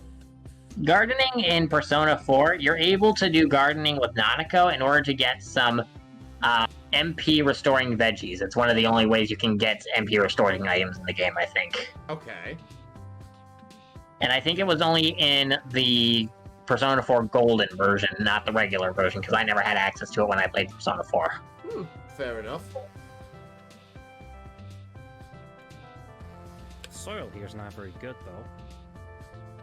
It must be out of nutrients. I guess we can't go to the store to get new soil, so maybe we need to go somewhere else to grow better food. That's probably why Wambus couldn't farm to save his life, honestly. The soil was on top of a test the size of an island. Is there anything you can think about yourself that's cool, Bramble? Not really. I thought your girlfriend was a celebrity. That's not really about me, though. Better than nothing. Young love. Such a simpler time in my life. Valentine's Day had such a nice appeal back then. Natsuki, you are the third youngest person here. Shut the fuck up. Ooh, you had a crush on someone? How'd it go? What do you mean she's... Sure, I should answer that. What do you mean she's the third youngest here? How old is Crash? Nico and Nanako I can buy, but what about Crash? How old is he? I always assumed Crash was in his teens. 27. Crash is 27. Or maybe that's just how old the games are. Pretty sure the games are 27 years old, yeah. Because they came out around when I was born. Yeah, 1996. I'm pretty sure that's when Crash 1 came out. Which would be about 27 years ago. I don't think Crash is 27.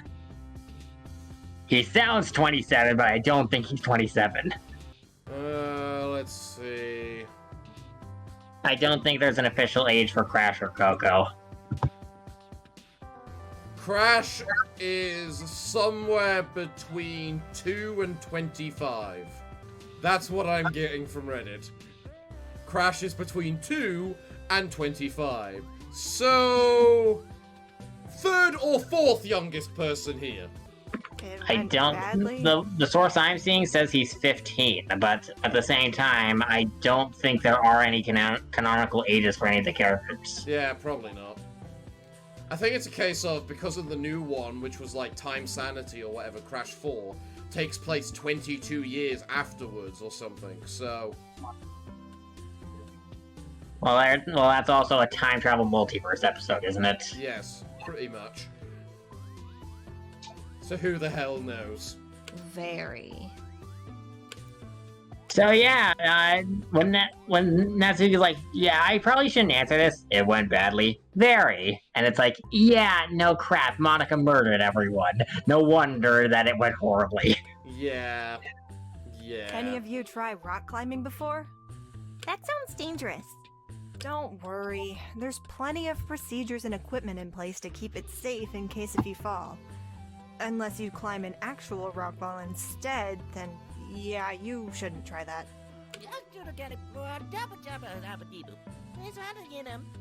You like parkour?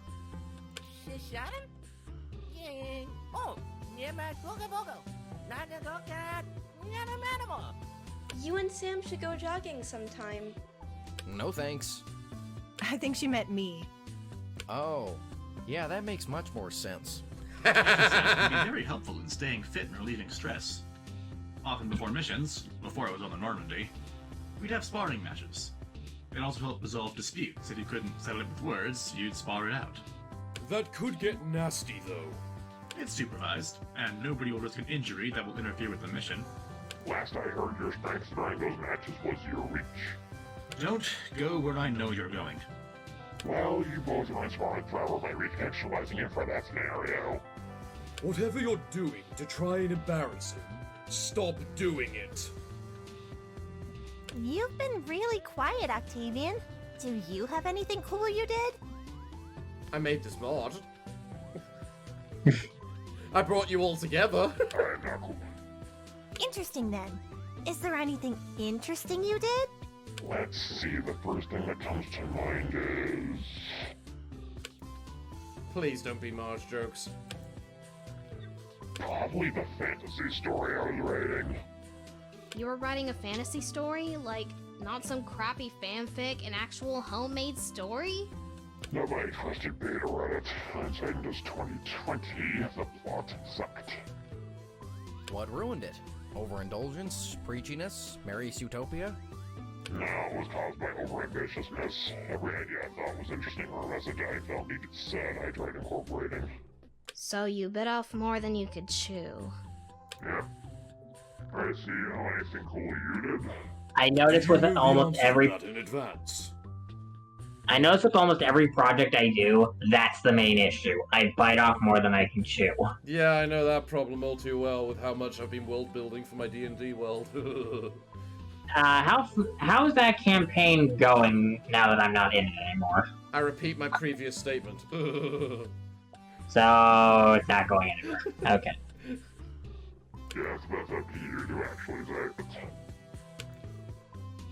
You learned nothing new about anyone here, did you? Afraid not. You're creepy. And turning into a giant mouth monster from drug use isn't. Touché. What did you do that was cool, CEO? Because drugs aren't, and I worry about you.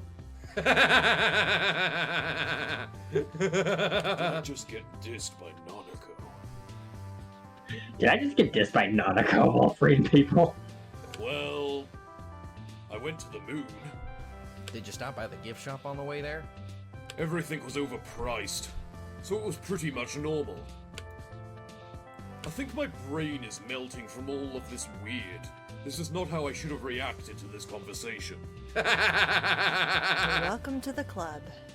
Hot dogs are done. Garrus, here's a bag of Turian chips. Thanks. Everyone should have increased by 1 support rank, but this is technically Miko and Nanako's C support. That's probably the longest support conversation we've got so far. Maybe, but that was brilliant. I like that one. I remember voicing that one. That was fun. Jill and Gale, A support. He gets 5 support sequences, and 3 of them are with Jill.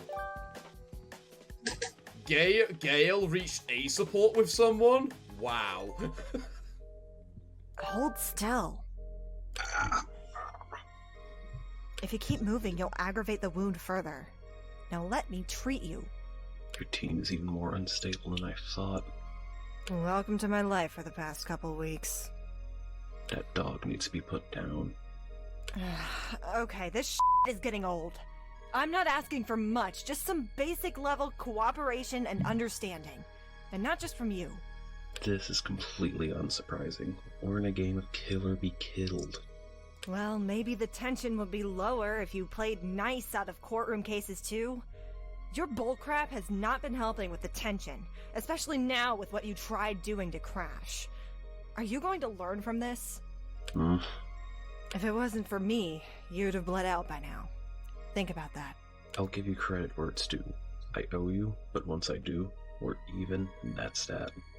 You know what? I'll take it. Better than nothing. But seriously, don't attempt murder again, or Sam might actually kill you. Now go to bed. You need to recover. I want as many of us out of this as possible. So I guess you all know my secret. Yeah? So? What do you mean, yes, so? Time travel's being weaponized, so what? Do none of you care about that? Gale, I have to deal with zombie outbreaks and bioweapons made by a pharmaceutical company. I have bigger problems than whatever time travel crap you SRT operatives are doing. The others on my team couldn't care less either. I think Sam and Crash dealt with time travel before multiple times. They seemed like they're unimpressed. Time travel is unimpressive to those nutcases. I love how this puts Gale into perspective of how insignificant am I right now? I can barely understand Crash, but even I could tell he said it was, and I quote, lame. Well, that murder attempt and bullet wound are completely pointless now. Still, word can't get out about that.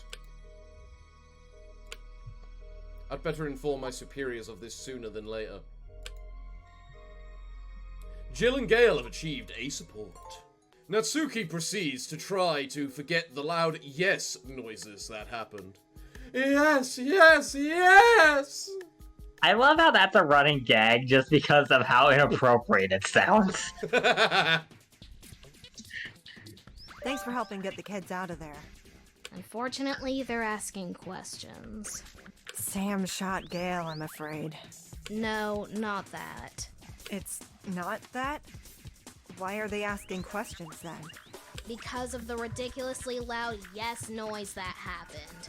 Nico's asking about puberty now. Yeah, that definitely sounded like puberty. Anyways, besides that, we don't talk much. Let's fix that. How are you holding up in all this? Could be better. Group stability and cohesion is... low, very low. Everyone sees it. I thought as much. Yeah. We're not as pathetic as you guys think we are. I get why you all see us as some helpless civilians, but give us a bit of credit, okay? We can take care of ourselves, and we're smart enough to use the buddy system and tell each other where we're going. Still, one of us got careless and almost paid for it. I get that. You gotta be careful and keep your guard up. But also, you can't live your life in paranoid fear to the point where you aren't living either. I'm still bothered by just how unnaturally calm you've been this whole time. And I don't blame you one bit. It's definitely weird. But I'm not gonna pretend I'm freaking out over everything. First of all, that's not helpful. Secondly, I don't have the energy for that. All I want is to sit down, relax, play some nice, calm games, and chill. That's it. And maybe watch people arguing depending on the circumstance. That sounds like the opposite of the rest of those things. Honestly though, watching Octavian yell at Mayu was pretty good. It's fun watching the passive one let loose. When it's not against me anyway, then it sucks. And Mayu was so obviously evil, I knew she had it coming. That's fair. You knew Mayu was evil? You couldn't tell from how dead she sounded, and the Mio obsession, and her bio, which brought up the Mio obsession, and her mannerisms? I didn't look at her bio. Might help you out to check that thing. Jill and Natsuki have achieved C support. We are not trying to hide the fact that Natsuki is the outlier. I was about to comment, it really is not being subtle. Alright, CEO and Natsuki. This is a fun one. If you think Jill can make a good sandwich, try Natsuki's baking. Natsuki. CEO? If you will allow me a moment, I want to know more about cooking. I'm not very skilled in this area outside of following box instructions. But you are. I'm used to baking, but I can give you some pointers. Why the sudden interest, though? You don't seem the type to care. That's been changing. Believe it or not, this game is actually less terrible than where I'm from. It's so hard for me not to read along with it when it's literally me voicing it, you know? Eh. Oh yeah, corporate business everywhere. You probably don't know how the worlds we live in work either. I'm slowly piecing it together, but I see the patterns. It's not perfect, but it's better than yours for sure. Everything we take for granted is probably amazing to you. I feel like I'm dreaming.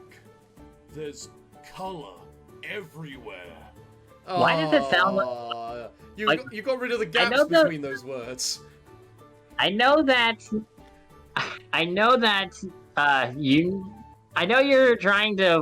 you're voicing him like he's so amazed by everything, but it sounds like he's on drugs right now saying, I feel like I'm dreaming, there's color everywhere. Like, I feel like I'm dreaming, there's color everywhere. It sounds like he's on drugs right now. You removed the gaps between the last three words. I originally said it as, there's color everywhere. It took too long, I'm sorry. Yeah, but it's definitely emphasizing. Well, it was also emphasizing with the briefer pauses as well. That's impressive by your standards? Yes. Oh wow, it really is that bad. I would like to continue the cooking, or baking, or whatever. I cannot go back to those crappy sandwiches I lived on for so long. Alright, let's start with the basics first. Bread. It'd be easier with a kitchen, hold on. Octavian ringtone. Can we go back to that kitchen from phase 2 so I can bake stuff again? I mean, I could just do whatever you need for your hut. These huts are small. Give me a sec. What's the problem exactly? CEO wants to learn cooking. That's easier with a kitchen. Oh, okay. That should be a big deal. Give me a few minutes. And it's... I love how casual he is. better than nothing. Margarine, fuck off. You didn't mention it last time in Chapter 2 when it was present, so I'm making it more obvious now. Fuck off. I can't believe it's not margarine. I don't think that half came out right. I think this oven heats stuff up towards the back faster. Either way, let's ignore the charred part and eat the good part. Then the charred part will eat that later. I know that feeling. The heck? I wouldn't eat that. So, this is basic bread. Yep. Depending on techniques used and ingredients added, it can become a lot of different bread types. Sweet, sour, salty, etc. Though I take it that if overcooked, it'll turn into a brick, and then its only purpose would be as a lethal weapon. Who the heck would use bread as a lethal weapon? What did you make those pretzels with? Concrete? Please don't sue us again. I haven't seen this much baked horror since Agent 47 pelted his targets with blueberry muffins. Look that one up yourself. You won't be disappointed. Just gonna paste this link. Okay. just Lois' face. I'm not good at animating. Give me a shit. Give me some slack here. Also, I'm freaking tired. My God. You kept the spaces between those.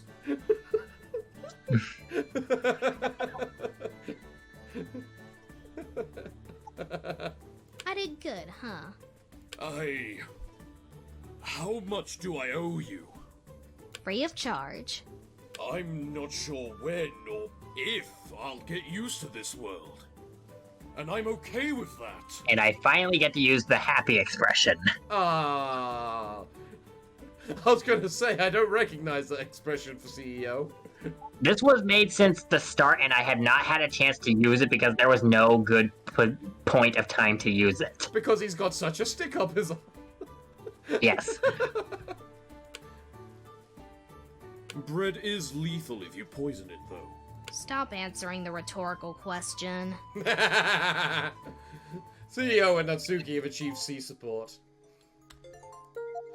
Man, it's so much fun when you get, like, the random conversations between characters that feel like they shouldn't have a conversation between them. Like, I don't think there's ever been a conversation between CEO and Samantha, for example. But I can't get that now, either. Huh. I have a list of what all the support conversation partners are. Let me paste this real quick.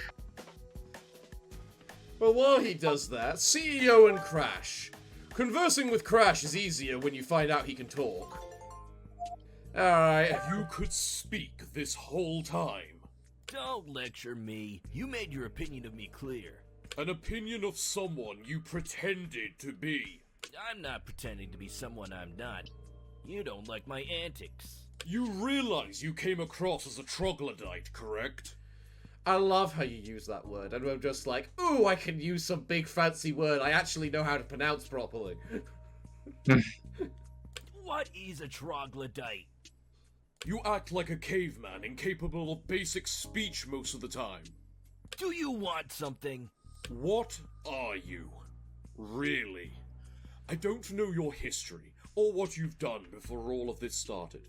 As far as I know, you could be a demon from the underworld, or a furry alien species that wants to probe everyone. Okay, a bit much. I didn't want that second one in my brain, but I see your point. Not helping is the traitor's unconfirmed identity, so you look especially suspicious now. Ugh. Okay. Trying to figure out how to word it? Yeah. Actually, would you even believe me if I said I was a mutant made by an evil scientist and that I kicked his butt several times? You were made by an evil scientist? Basically, he's constantly mutating the Australian wildlife to make minions, even mixing animal DNA. I shudder to imagine what horrible monstrosities and abominations someone with that technology and power could do. Okay, let's start with this asset I already have on hand. Let's change some material to be invisible. The shoes are red, the pants will be yellow. Let's just awkwardly drag Marge Simpson over here. Change the shirt and the skin material, and perfect! I have now made a sinful abomination against humanity. Everyone better stay out of my way.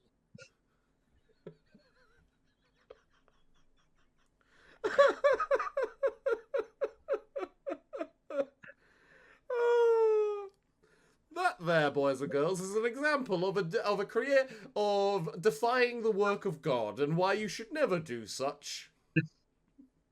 All right, let's see what happens next. Did you make that using Pepsi Man? Just because the colors look like Pepsi Man. No, the model that. What do you mean? Never mind. What is wrong with you? A very good question, Natsuki. Very good question. Are you talking about the Pepsi Man model from before with the gag? That was not a Pepsi Man model. That was just me using a metal material on Octavian's character model. Oh, okay. Fair enough, just making the hair or the hood and the face and other things like that invisible and putting Marge's face where it is. Oh, okay. Fair enough, then. This is CEO's model right now. That Marge's face has been awkwardly bolted to. God damn it, you bloody bastard. What do you think you're doing with my body?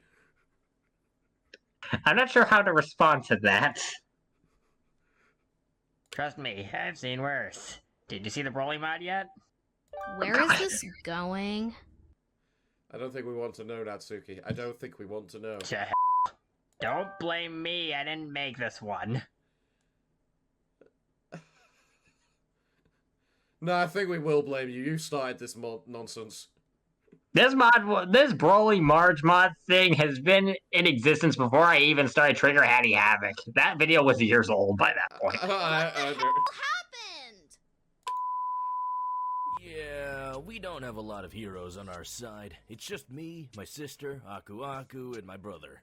Most of the time, that's it. And even then, Crunch rarely gets a chance to do anything for one reason or another. And since when was Crunch your brother? Since they adopted him into the family, I'm pretty sure, after Wrath of Cortex. Alright, you know what, fair. I forget that adoption was a thing. I suppose that would classify. I was thinking by blood. Seriously, I'm telling the truth. If you thought I'd lied, then why bother asking? No, I'm trying to recall your bio from memory. Just look it up. It's faster. CEO and Crash have achieved C support. It's now time for CEO and Nanako.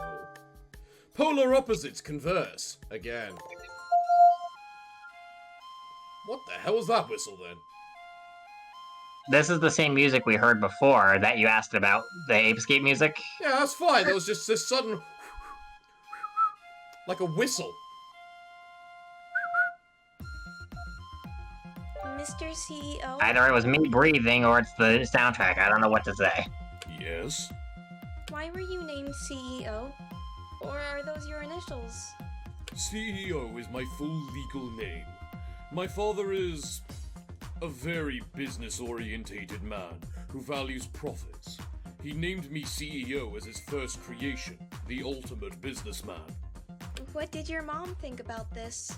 We don't have those. You don't? It's a bizarre predicament. The women were turned into plants. Insert Wamba sex cactus joke here. God damn it! We got the joke the first 5 times you made it. Please stop overusing your jokes. It ruins the pace. Why? Misogyny. What's that? Thel, my father, hates women. That's a terrible reason. He's a bad person, plain and simple. CEO? Why do bad people do bad things? Good question. I could guess, but I don't think I want to know the answer. You don't know? I guess that means you're not a Alright, bad I'll be right person, back. I need to go get because food. Otherwise you'd know, right? I mean, I'd like to think I'm a good person, but I'm not 100% confident in that. Poor CEO. I am. But you said your father's a bad person. Does that mean he's going to keep doing bad things? Can someone stop him from making things worse? As soon as I'm able, I will take care of this issue. I hope it gets resolved. Otherwise, someone might forget to water the plant ladies, or overwater them. That would be terrible. Something I hadn't thought about until writing this conversation is what CEO is saying right now in his thoughts. This makes me wonder why our society spent money watering the plants if Thel is a massive misogynist and doesn't care about lives anyway. That could easily devolve into genocide. CEO and Nanako have achieved C support. Diddling. Well, anyway, Sam and Natsuki commence the destruction of the fourth wall. Natsuki? Sam. Can I have free food? Tactful as always. Only if you can chill. We're stressed as is, and destruction isn't cathartic to us. I can relax, sure. We'll see. I'll start on some food, but you'll have to sit there and wait until it's ready. All right. Fair enough. So, what's it like taking off Octavian repeatedly? Don't you worry he'll flip out at you? Sometimes. I can get more brash than I intend sometimes. I hate that I still do that. Being blunt has its advantages, but you need to be smart about it. Generally, hostility makes you more enemies. More enemies makes your life much harder. Makes sense.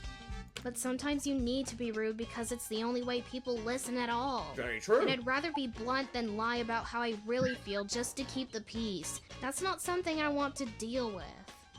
That can Not a bottle bad up and explode attitude. fast. Yep. I'm surprised we managed to have an engaging conversation that didn't involve weird crap happening. What even is normal? I'll believe it exists when I actually see it. Even Jill isn't normal. Well, yeah, she shoots zombies all the time. I meant that there's no such thing as normal. Normal people are just fabricated by people in charge to mold susceptible populations into what they want. It's nothing but propaganda. Normal in ancient Rome isn't the same as normal in modern America. Blood sports aren't popular anymore, sadly. That's actually a very good point of view. You're way smarter and wiser than you act. So something that, Classy added sadly to the end of the previous sentence that Sam said.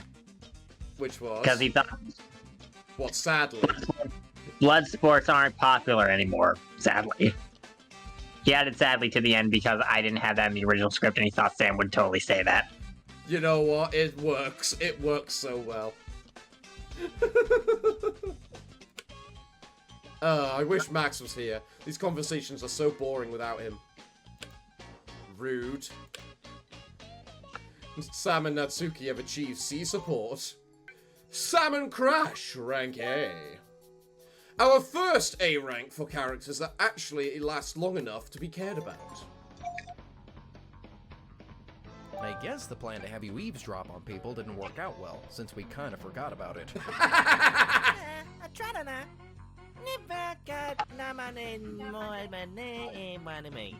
I guess your reputation wasn't as useful as I thought it was. Maybe they thought you'd tell me?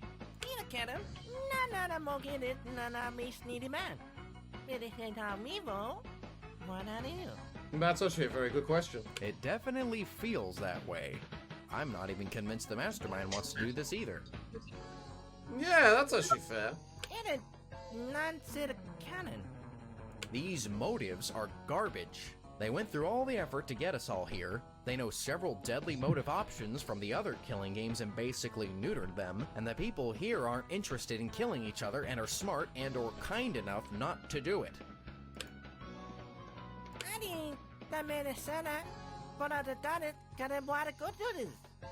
I doubt we'll get an answer out of Rex or Octavian, but I think they're the only ones who can answer it. Absolutely not. Okay. Well, we tried, I guess. I love that. We can try any, absolutely not. Alright, well, we tried. Alright, let's get back to it. And, thanks for keeping me company. Aww. Sam and Crash have achieved A support, like good friends that they are. Yay.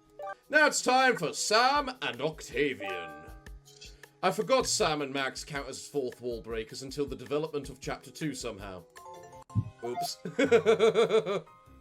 Now it's gonna come back and bite me in the butt. Excuse me, I'd like to ask something.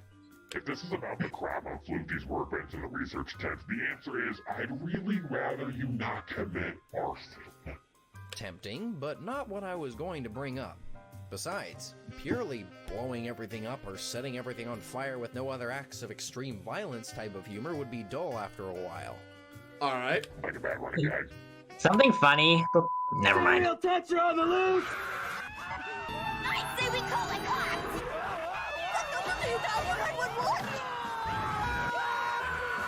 I have to touch you! Watch it, pervert!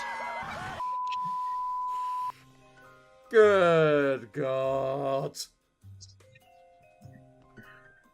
I hate how blurred to crap that looked.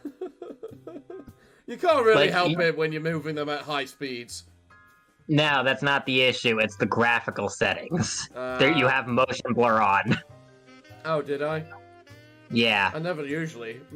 Hat in Time resets the resettings every time I turn it on, so I don't know what's up with that. Yeah. You were saying something before? So, the thing I said, the reason I had the line about Floozy's workbench and arson, you remember that letter where you said, after you set Gramble's Bugsnax on fire, it's like, you have set Gramble's Bugsnax containment unit on fire. If you wish to commit arson, do so in a designated area. And then they give you an arson workbench. Ah, yep, I remember. I remember. Yes. That was a very slow yes. Okay, are you actually, like, the writer in charge of this plot? Wait, what? I love that. Wait, what? Are you the one writing this crap? Wait.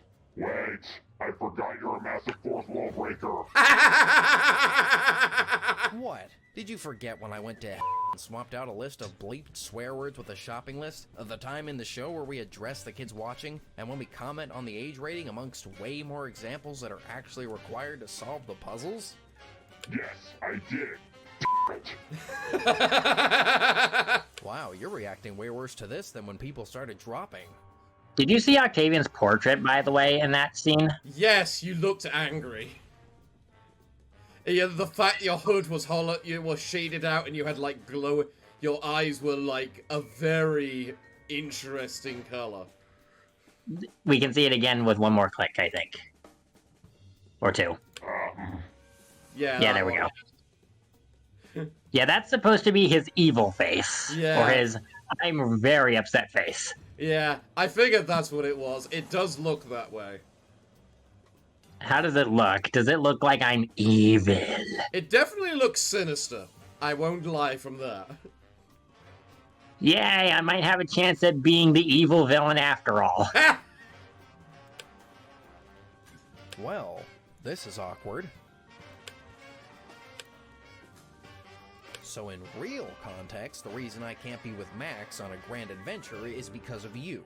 Nobody'd believe me if I brought any of this up anyway, so telling me why shouldn't hurt. One character per franchise. If you have ever seen a multi-franchise crossover, the favoritism is always clear as day because roughly 1/4 of the cast is from one franchise, and everyone else is lucky to get one rep. That's why I couldn't include both of you. Besides, in this situation, you and Max being together is basically asking for free drama via one of your deaths, and neither of you want that. That's very fair. I really don't like how franchise crossovers work. No, that's perfectly understandable. Look at Super Smash Bros, for instance. That's the primary example. Good lord. Almost the whole cast is from Mario, Zelda, and Pokemon. And now that Fire Emblem's popular, also Fire Emblem. But they do have Everyone some of the else is old lucky. ones, like from Earthbound, with like Ness and whatnot. That's like 1 or 2. By comparison to the 8 to 12 we have for everything else. We are lucky to have one rep for every other franchise that isn't the 4 I listed at the start. Yeah. Yeah. Wouldn't it subvert expectations if it didn't happen? True, but also it's free real estate. It mostly depends on execution of the concept. So, what are you gonna do to me now that I know too much? Are you going to abuse your writer powers to erase this conversation from my memory? Make me act out of character? Kill me off? No. Just because we got really meta and you know more than you were intended to doesn't mean we can't reach an agreement. I really don't like the sound of that considering Carl's arrangement got him killed. Oh boy, what kind of crappy self-insert fanfiction did I wind up in? Tell me about it. What do you mean, tell me about it? You're the one writing it. Self-insert fanfics have a terrible rep for a reason, and the biggest and most obvious one is the self-insert itself. I wanted a crossover fanfic with playing my favorites, not a self-insert one. Then why are you here? Because we need a villain setup that can pull off the plot in the direction it is intended to go, and there were no options for already existing games that could do that. I don't follow. Wait until, like, chapter 4 is over, you'll see by then. Whatever the arrangement is, I'm likely to pass on it, by the way. Even if it wakes you see next. What's the catch? Well, I have to think on this, because I'm gonna need hindsight factor to see if asking you to do that would work out or not. That being? Later. I am not joining the Associates. Well, you are a freelancer, so I guess I should have expected that. Nice try. Well, you'll have to make do with the Max MG for a bit then. This is an awkward situation. If I blab, you can easily ruin me and the others. But I can tell you don't want that, and your audience will definitely call foul if we're acting obviously weird or unnatural. I love this. Let's return to this topic later. We can both let it simmer and think on it. Yeah, you're probably for the best. This stays between us, though. Simon of Octavian have achieved C-support as the blackmail between both of them try to persist. As both of them figure out, how can we blackmail the other one better? Natsuki and Nanako. Insert jokes here, please. I can't think of anything. So, you call Octavian a lot to ask questions, right? Yeah. Do you think I could do that too? I'm wondering about the meat farm. Yeah, last I checked, that's not normal. Does this mean we could grow meat instead of having to kill fish for sashimi? This could save so many animals. This feels like a Sam topic. Yeah, she loves animals. I bet she'd love it if we could save them. There's a reason we kill them, and it's called the food chain, as well as ecological reference. For example, if we left cows alone right now, they would overpopulate and probably gas the planet to all hell. Sheep are now too stupid to survive on their own, as well as the fact they can't share their own coat, so they actually need us to survive. Pigs would probably actually be fine on their own.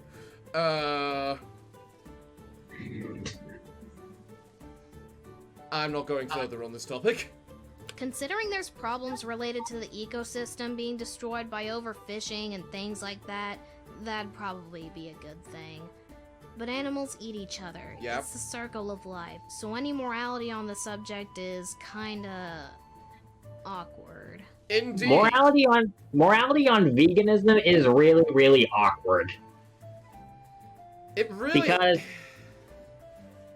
something I like that Monica brought up during the date in DDLC when you get to the third act, she will bring up that she is vegan, but not because of animal rights. She wants to help lower the carbon footprint because meat production causes a lot of carbon dioxide to go up into the air because of how meat production works. It it needs to be transported causes significantly less than you think it does.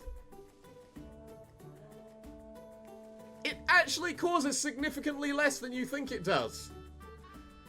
If you actually look at the math behind it, of how much, based on how much food you get per animal, how much it takes to make per each, to be able to get that animal, it's significantly lower than you think it is. Even when you take into account transportation, which is where most of the carbon footprint comes from. Yeah. Which ironically I don't know if means... fully, I don't know the thing fully, I just remember what Monica said during the date sequence. That's fair. It really but I'm taking it as not quite as bad as it sounded from the date. If you want to lower the carbon footprint, the best way to do it is using locally supplied food sources, because that reduces the transport, all the transport, which thus reduces all the carbon footprint. For example, you have exotic fruits, which you can't generally get unless they are transported from another country via plane, because planes are quick and it's the only way to do it, and planes have a fairly significant carbon footprint. It's just that simple.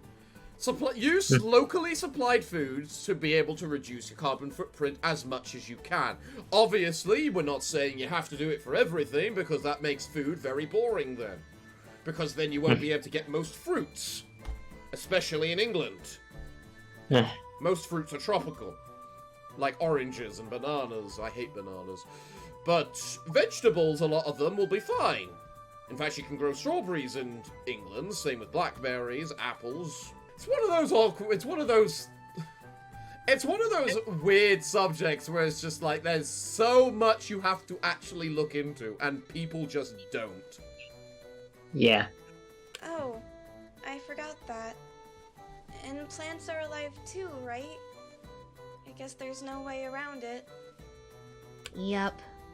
Where do the animals go when they die?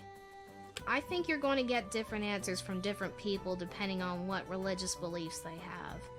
Maybe they get reincarnated or go to heaven.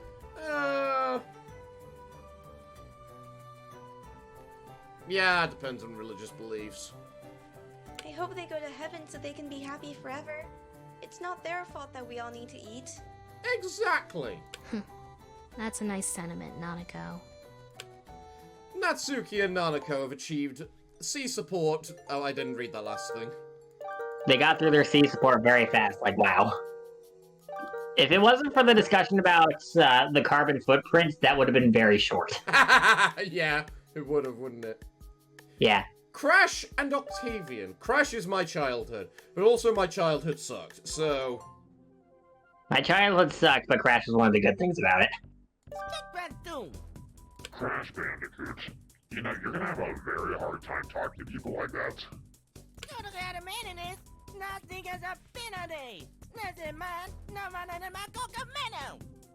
I don't want anyone looking at my sister like that.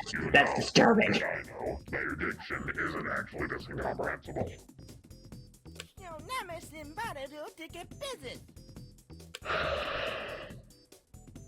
After successful expeditions to El Dorado, Shangri-La, Atlantis, and a brief fling with some dweeb named Smathan Drake.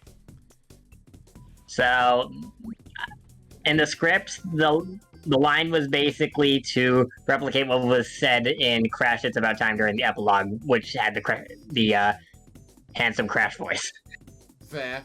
Makes sense. Jealous? Your ex had a fling with Mr. Drake. Why, you little... There we go, now this conversation can go somewhere. You knew this whole time? Not until fairly recently. You exclaim things so often that the times you were seen using real words can be counted on one hand. Whoa, pancakes, and... Actually, I think that's it. And yet you're keeping that to yourself. Well, yeah, it's up to you to decide who to speak to like this. My only question is why? Why not speak like this all the time? What if I have no reason for the way I usually speak? My curiosity will bug me indefinitely for not knowing. I'm a very inquisitive person. Yeah, I flippin' noticed. I'd like to think I'm more of a long-standing friend than a creepy stalker, but there's no way I could defend myself without consequences. That makes sense. And just what are those consequences? What part of consequences for knowing did you choose to ignore? All of it. Well, now we both have reasons for strange behavior we refuse to say. I suppose so. So about Tana and Pinstripe.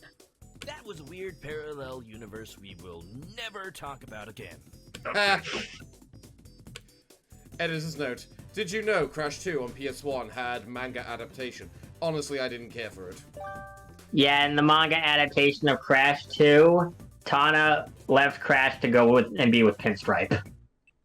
That was the closest we had to knowing what the hell Tana was doing this entire time. That was the canonical reason why she never showed up again. That was the closest to a canonical reason we had. Crash and Octavian have achieved sea support. One person left. I think it's Nanako and me. Yep, indeed it is. If you think Natsuki's bitching gets annoying, you ain't seen crap yet. Oh God, why? Dying whale mode. Is everything okay? You seem upset. A lot. My R medium of choice gets so little respect, it's ridiculous. Sorry, that's not the issue, at least not exactly. Here's the problem. I was asked a while ago to hook up an old PS1 to see if it and its cables still worked for a family friend. Granted, I only did it out of social obligation, but... Is it not working? Sooner or later, I'm not gonna need to look it up. RCA cables, that's it. The RCA cables were shot, but everything else, including the RE1 and 2 disc and the PS1 controllers I had to test, worked. So you had to get a new cable? Are they hard to find? No, I just told my dad to tell his friend that the cable doesn't work and to replace it if they want to use it. I did my part. That's that. The family friend wanted to give it to her nephew or something after making sure it worked. Makes sense. So, what's the bad part? The fact that she sold all of what I just mentioned over Facebook for $50 because the nephew didn't want it, and she didn't want it either. Oh my god, you do not do that to rare collector's items. Does your soul hurt hearing this? Yes, it did. She sold off a PS1 that worked, and all of its cables that worked, except for the RCA cable that didn't work, 2 Resident Evil games, and the controllers. It's like... I am in pain. She was a moron. You could get so much money from an old PS1. Those are considered rare items that you could sell for crap tons of cash. Does anyone wonder why I feel like it's being disrespected by being sold for only $50? Just... You know what? If she wants to be taken advantage of like that, good job to the person who bought it. That's my only thought. Good job to the person who bought it and took it away from this... From this lady that didn't know better.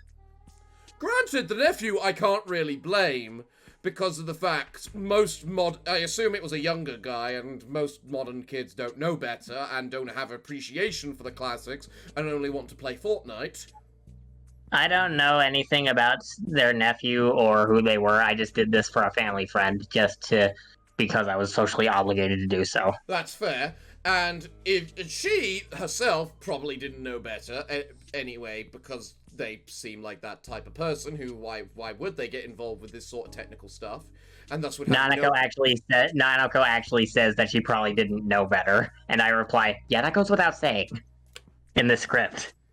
Editor's note, I'm no collector, but still, I hate people.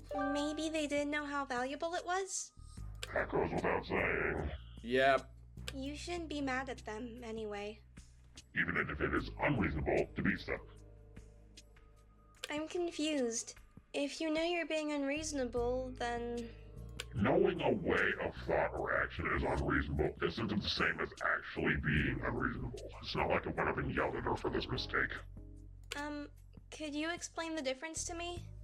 And a reasonable thought would be thinking that everyone in a group, jocks, nerds, popular people, or those of a race or gender, are all exactly the same negative stereotype you think it is. Could you say that last part with shorter words? She is only a child. Basically, if you think all boys are bullies because they pick on you but girls don't, and you view them as angels. Well, that's not a good thing to think. That's unfair. At least you weren't on the receiving end of that mentality growing up. Yeah, I was. Being unreasonable, then. So, when I was growing up... It's easier to be a doormat to a group you think can do no wrong, and get defensive or hostile to one you expect wants to harass you. It's not based on the merits of the individual, it's based on which one's got it.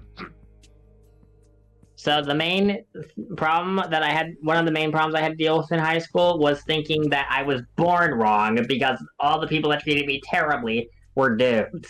And all the people that acted relatively mature were girls. And I was pretty much one of the only boys that actually acted reasonable. You get what I'm saying? Yeah, I know. I know what you... I relate to that entirely. So I thought that I was born wrong, as in I was a man that should have been I thought I was a boy that should have actually been a girl because I had a personality not similar to the rest of the boys, but more similar to the girls. So I thought I was born wrong. The truth is that high school boys are just assholes. Yep. Absolutely. No, I can completely relate to that. It's basically being more feminine. They're more traditionally feminine than the traditional masculine, and it's just one of those. It's a social construct that F's up everything, let's be honest. Yeah. Because what counts as masculine and feminine, that is entirely up to social standards. Because... No, it is. Like, it's more complicated, because there are genetic dispositions to which males act like, which do have generally been tested to be more proven genetic than just... bringing up. Okay. It's not entirely like that. It's a lot more complicated than it seems. I know sexual dimorphism is a thing, and that male brains and female brains aren't actually the same. There's some sort of chemical makeup difference, and that men have more testosterone, so they're specifically more built for physical activity stuff. But that doesn't change the fact that we should not treat people differently. Correct. And that's where I'm going with this. To me, a lot of the crap that I'm seeing is mostly social constructs, because by this point, we have no reason to keep any of this old social construct bull crap.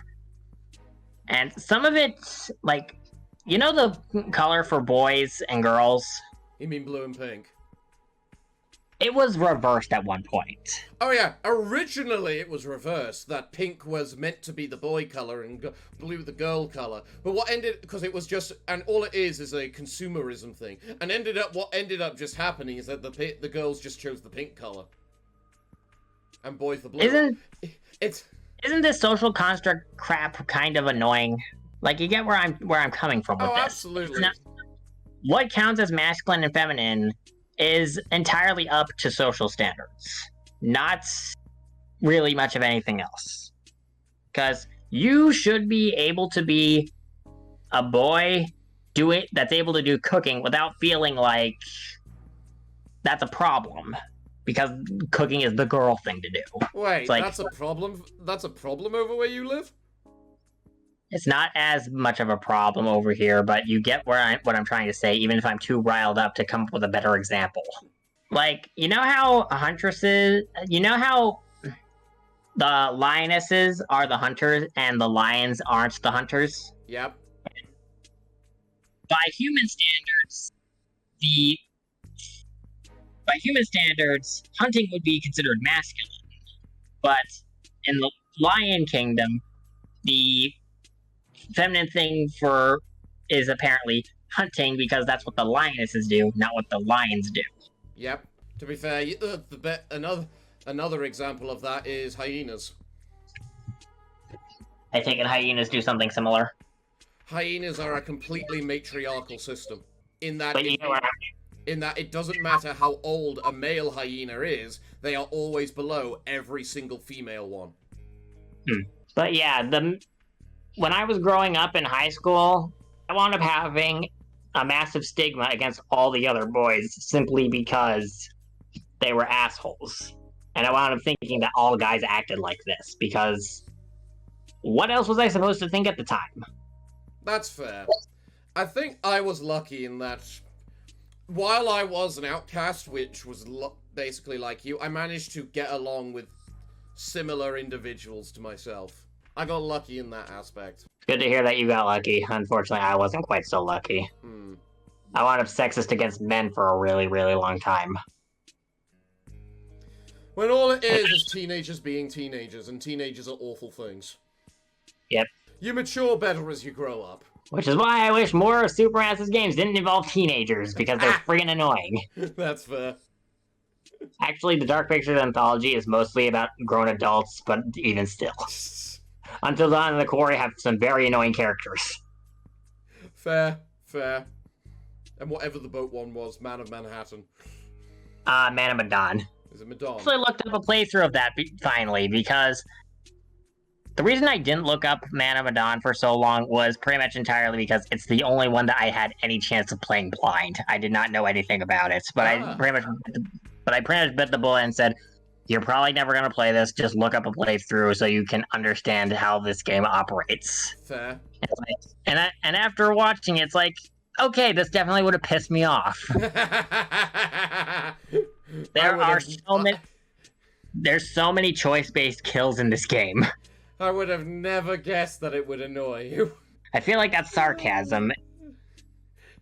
Name one you haven't gotten annoyed at. The one that annoyed me least so far is Little Hope because it has the least amount of choice-based kill bull crap. And because it's the least infuriating with its cast of characters. Fair. Man of Medan's cast of characters are actually not that bad. So, that's a good thing at least. Fair enough. You got that part right at least then. Yeah. So Unfortunately, the game has some very weird ideas of how to make the everything work. You want to know the plot twist of Man of Medan and why it screws up the gameplay? Sure. So, Man of Medan, when they wind up finding the ship that has so-called Manchurian gold on it that they're looking for, they did not know that that meant that everyone is now going to be on the worst drug chirp in the world, because Manchurian gold is a chemical bioweapon. So the reason that there are monsters are running around trying to kill everybody, it's actually the characters hallucinating each other as monsters and attacking each other. So how do you balance gameplay out where your primary goal is to keep everyone alive if you don't know what the hell you're attacking? Because a lot of those QTEs can wind up getting you to kill one of the other characters that you didn't know was one of the other characters you were supposed to be saving. This happens at least 2 or 3 times. Well, maybe it could be. You could look at it as they have no way of knowing it's a chemical weapon, thus they wouldn't know better, and thus you're not meant to get through it with everyone surviving it. Dude, what's the point of playing a game and doing the challenge if the challenge is broken like this? Like, what's the point? What's the point of succeeding at a challenge if you get screwed over because of it? I'm not trying to justify it. I'm just, like, trying to reason it out. The logic is stupid and you know it. The logic does not work. We've been over this. Moving on, then. Yeah, we've been on that Man of Medan topic for a while now. I think we're at, like, hour 5. Yes. Yes, Let's move on. Which one's male or female? Do you treat people unfairly? I try not to, but I'm aware of my biases. I mean, I have no political opinions at all outside of I hate politics. Good opinion. I'm not gonna hate someone just because they're openly Republican or Democrat or whatever, just because they like politics. I will be mad if they start cramming politics down my throat, though. But that's unrelated to the bias. That's just something not taking in that they're annoying me. Fair. Oh. But at least you're trying not to be mean, right? Well, actually, I was about to go over nuance. Oh? You know the time you stormed out of the house because it looked like your dad wasn't going to make it to a parent-teacher conference? Actually, it was a parent-teacher interview he didn't want to do, but yeah. It's probably the same thing, but Japanese, so I wouldn't know. The action you took on its own is unreasonable, yet I wouldn't say you were being unreasonable because your dad was neglecting you in the first place. You were fed up. Wanting your dad to spend time with you shouldn't feel so hard to work. I got really mad at Dad that day. You and Ryotaro's situation is complicated. I still say he could do better. Do you know why he's never home? He never told you? Uh-uh. He wants to find and arrest whoever ran over your mom. I see. Should I go get Ramble? No. No, it's okay. So one of the things about Nanako is that during her social link, she notes that Dad doesn't have any pictures of Mom up on the wall anymore, and she thinks that Dad wants to is forgetting about Mom, and that by extension he'll forget about her. So hearing this is probably something she wants to hear, even if it'll make her cry. Yeah, that makes sense. Aww. I think that was the last of the support conversations so far. It was. And next time, we've got them with Gramble. And then the time after, it's gonna be CEO. Now, because Rookie rants on constantly about Until Dawn and all those games, he's now attempting to do it himself. And so that's what we're going to be playing next. It's not exactly wrong, but it sounds very spiteful the way you're putting it.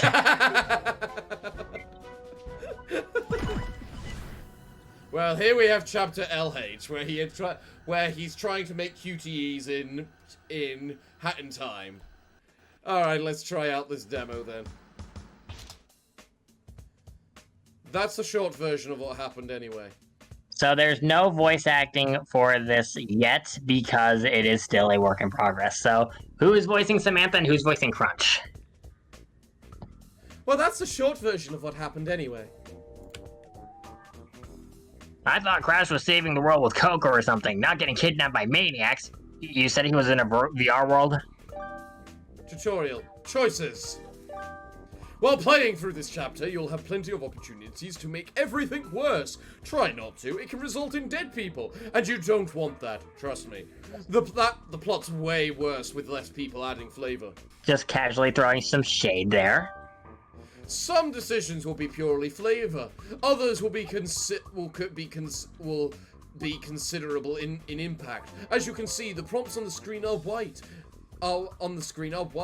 White is for flavor. If it's red, you will probably stop to think this is out a bit before you put someone at higher risk.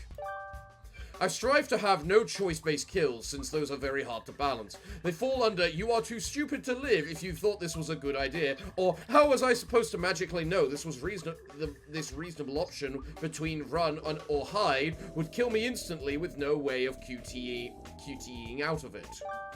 Also, because Hat in Time likes to make things harder for me, the controls are kinda wonky for no reason. As they always are.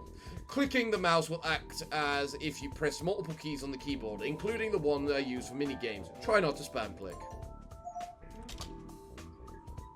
Yes, he's in a VR world right now. The mastermind's a T-Rex, but honestly, he's really bad at being evil. Huh. Usually we don't get attacked by dinosaurs as evil masterminds. Usually the dinosaurs just try to maul us.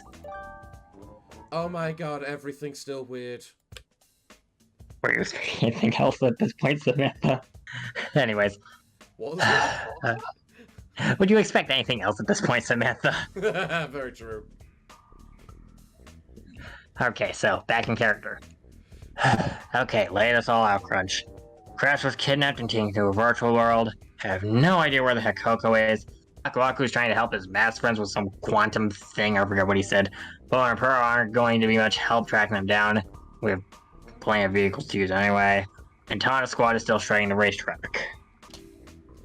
By your panic, I'm assuming this isn't something you're used to. I haven't had my brother get kidnapped and thrown to a Roman Colosseum deathmatch.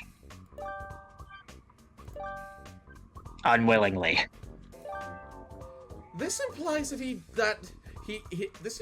did that willingly at one point. Yes, he did. But the point still stands. Are you guys always in mortal peril? It's weird when we aren't. What makes this situation different? I don't know where they are if they can handle whatever it is that's being thrown at them. It sounds like Coco is our best bet of figuring out Crash's true location. What does she look like so I know what to look for? She got orange fur, a large blonde ponytail. She's almost always got her pink laptop on her, and she wears either overalls or jeans and a white t-shirt. She seems familiar. Have I seen her before? Unless you like watching racing programs, I don't know why you would have. Wait, I remember now. I saw her on TV. For those who don't remember Chapter 1 supports, yes, Samantha did. Back in character? Really? Yeah. I had to turn down the volume on TV because... Coco, why did you have to yell yes like that in public? We're never living that down. You know what this means, right? Coco's already on decaf now. not that part. I saw her on TV part. We might see her again on the TV. Sounds convenient enough to work. You should have waited before dragging me through her teleporter to China. Sorry, I panicked. So this is supposed to be a Hat in Time semi-recreation of the tsunami level from Crash Wrath of Cortex. Fair enough. So, she likes coming here? Yeah, she really likes going to China, even before we met Yaya Panda. Well, we better get looking, huh? What in the world was that? I think we're about to run for our lives. Why? Gut feeling, just go. Tutorial! QTEs! While playing through this chapter, several instances of QTEs, quick time event, will show up and impact your character's survival odds. General rule of thumb, try not to screw them up unless you really want to kill off a character. Also, if you do that on purpose, I hate you because you're not playing the freaking game. X/Y, Z/Y, X and C are used for QTEs. If a button appears with those on it, hit the right key to pass the QTE. There's usually 2 or 3 outcomes that can happen, but for the prologue, all QTEs are basically meaningless, but I want you to practice before the crap hits the fan. Good outcomes. The character survives and escapes a bad situation. Bad outcomes. The character is a higher risk of dying. Fatal outcomes. Guess. Good outcomes happen if you succeed QTEs. Failing results in bad or fatal ones. Hiding positive outcomes behind QTE failures or vice versa is inconsistent game design, so let's not do that. I don't care if Supermassive does that. It's stupid. Why does it do that? Also, helpful hints. Sometimes QTEs are back-to-back, so keep your guard up, cause another immediate QTE can happen. Also, the 3 prompts appear on different parts of the screen, so no letter will be in a different part of the screen. So if you know X is always the prompt in the center, it might be a memory shortcut instead of having to read the letter and make sure. Basically, the Z key is always on the left, the C key is always on the right, and X is always in the middle.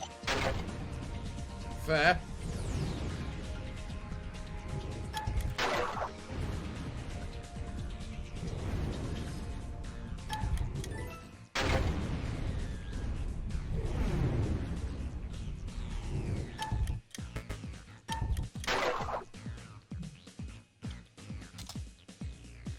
What are you doing? You can't hold back a tsunami with a door. Now for a joke. This water park idea stinks. It's not my fault the water pressure's low. I'm calling the manager. I wanted to incorporate that somewhere, but I didn't know how to. Because that sounds hilarious. Never mind, I guess you can. Can you imagine, though, the canker sister just causing a tsunami and being disappointed that the water pressure is too low? Oh, good lord. Right, anyways. Hey, if Coco did it, so can I. Let's head back home. I love how you're doing it in the general Crash Bandicoot concept. Grown efficiency. What's with the giant spinning hologram of a box? Okay, demo's over. You want to try and see if you can get all 5, or do you want to wait until later? Nah, we can wait till that to the actual thing. Right. You know what? That was actually really good. I'm not sure what I expected from the QTEs, but I think that worked quite well. Yay! Well, everyone, it looks like we're all out of time for today's episodes. Whatever. Yay, maybe next time when we have an episode, I'll be having a different episode than the current episode I'm having right now. But we What? Oh wait, that's not the type of episode you meant, is it? No, it's not the episode I meant, but still. Well, everyone, we hope to see you again next time, but we're afraid that until that time, it looks like it's time for us to bid thee all farewell, good day, and finally, good night. You didn't join me this time? I'm tired. Fair enough. Bye, everyone.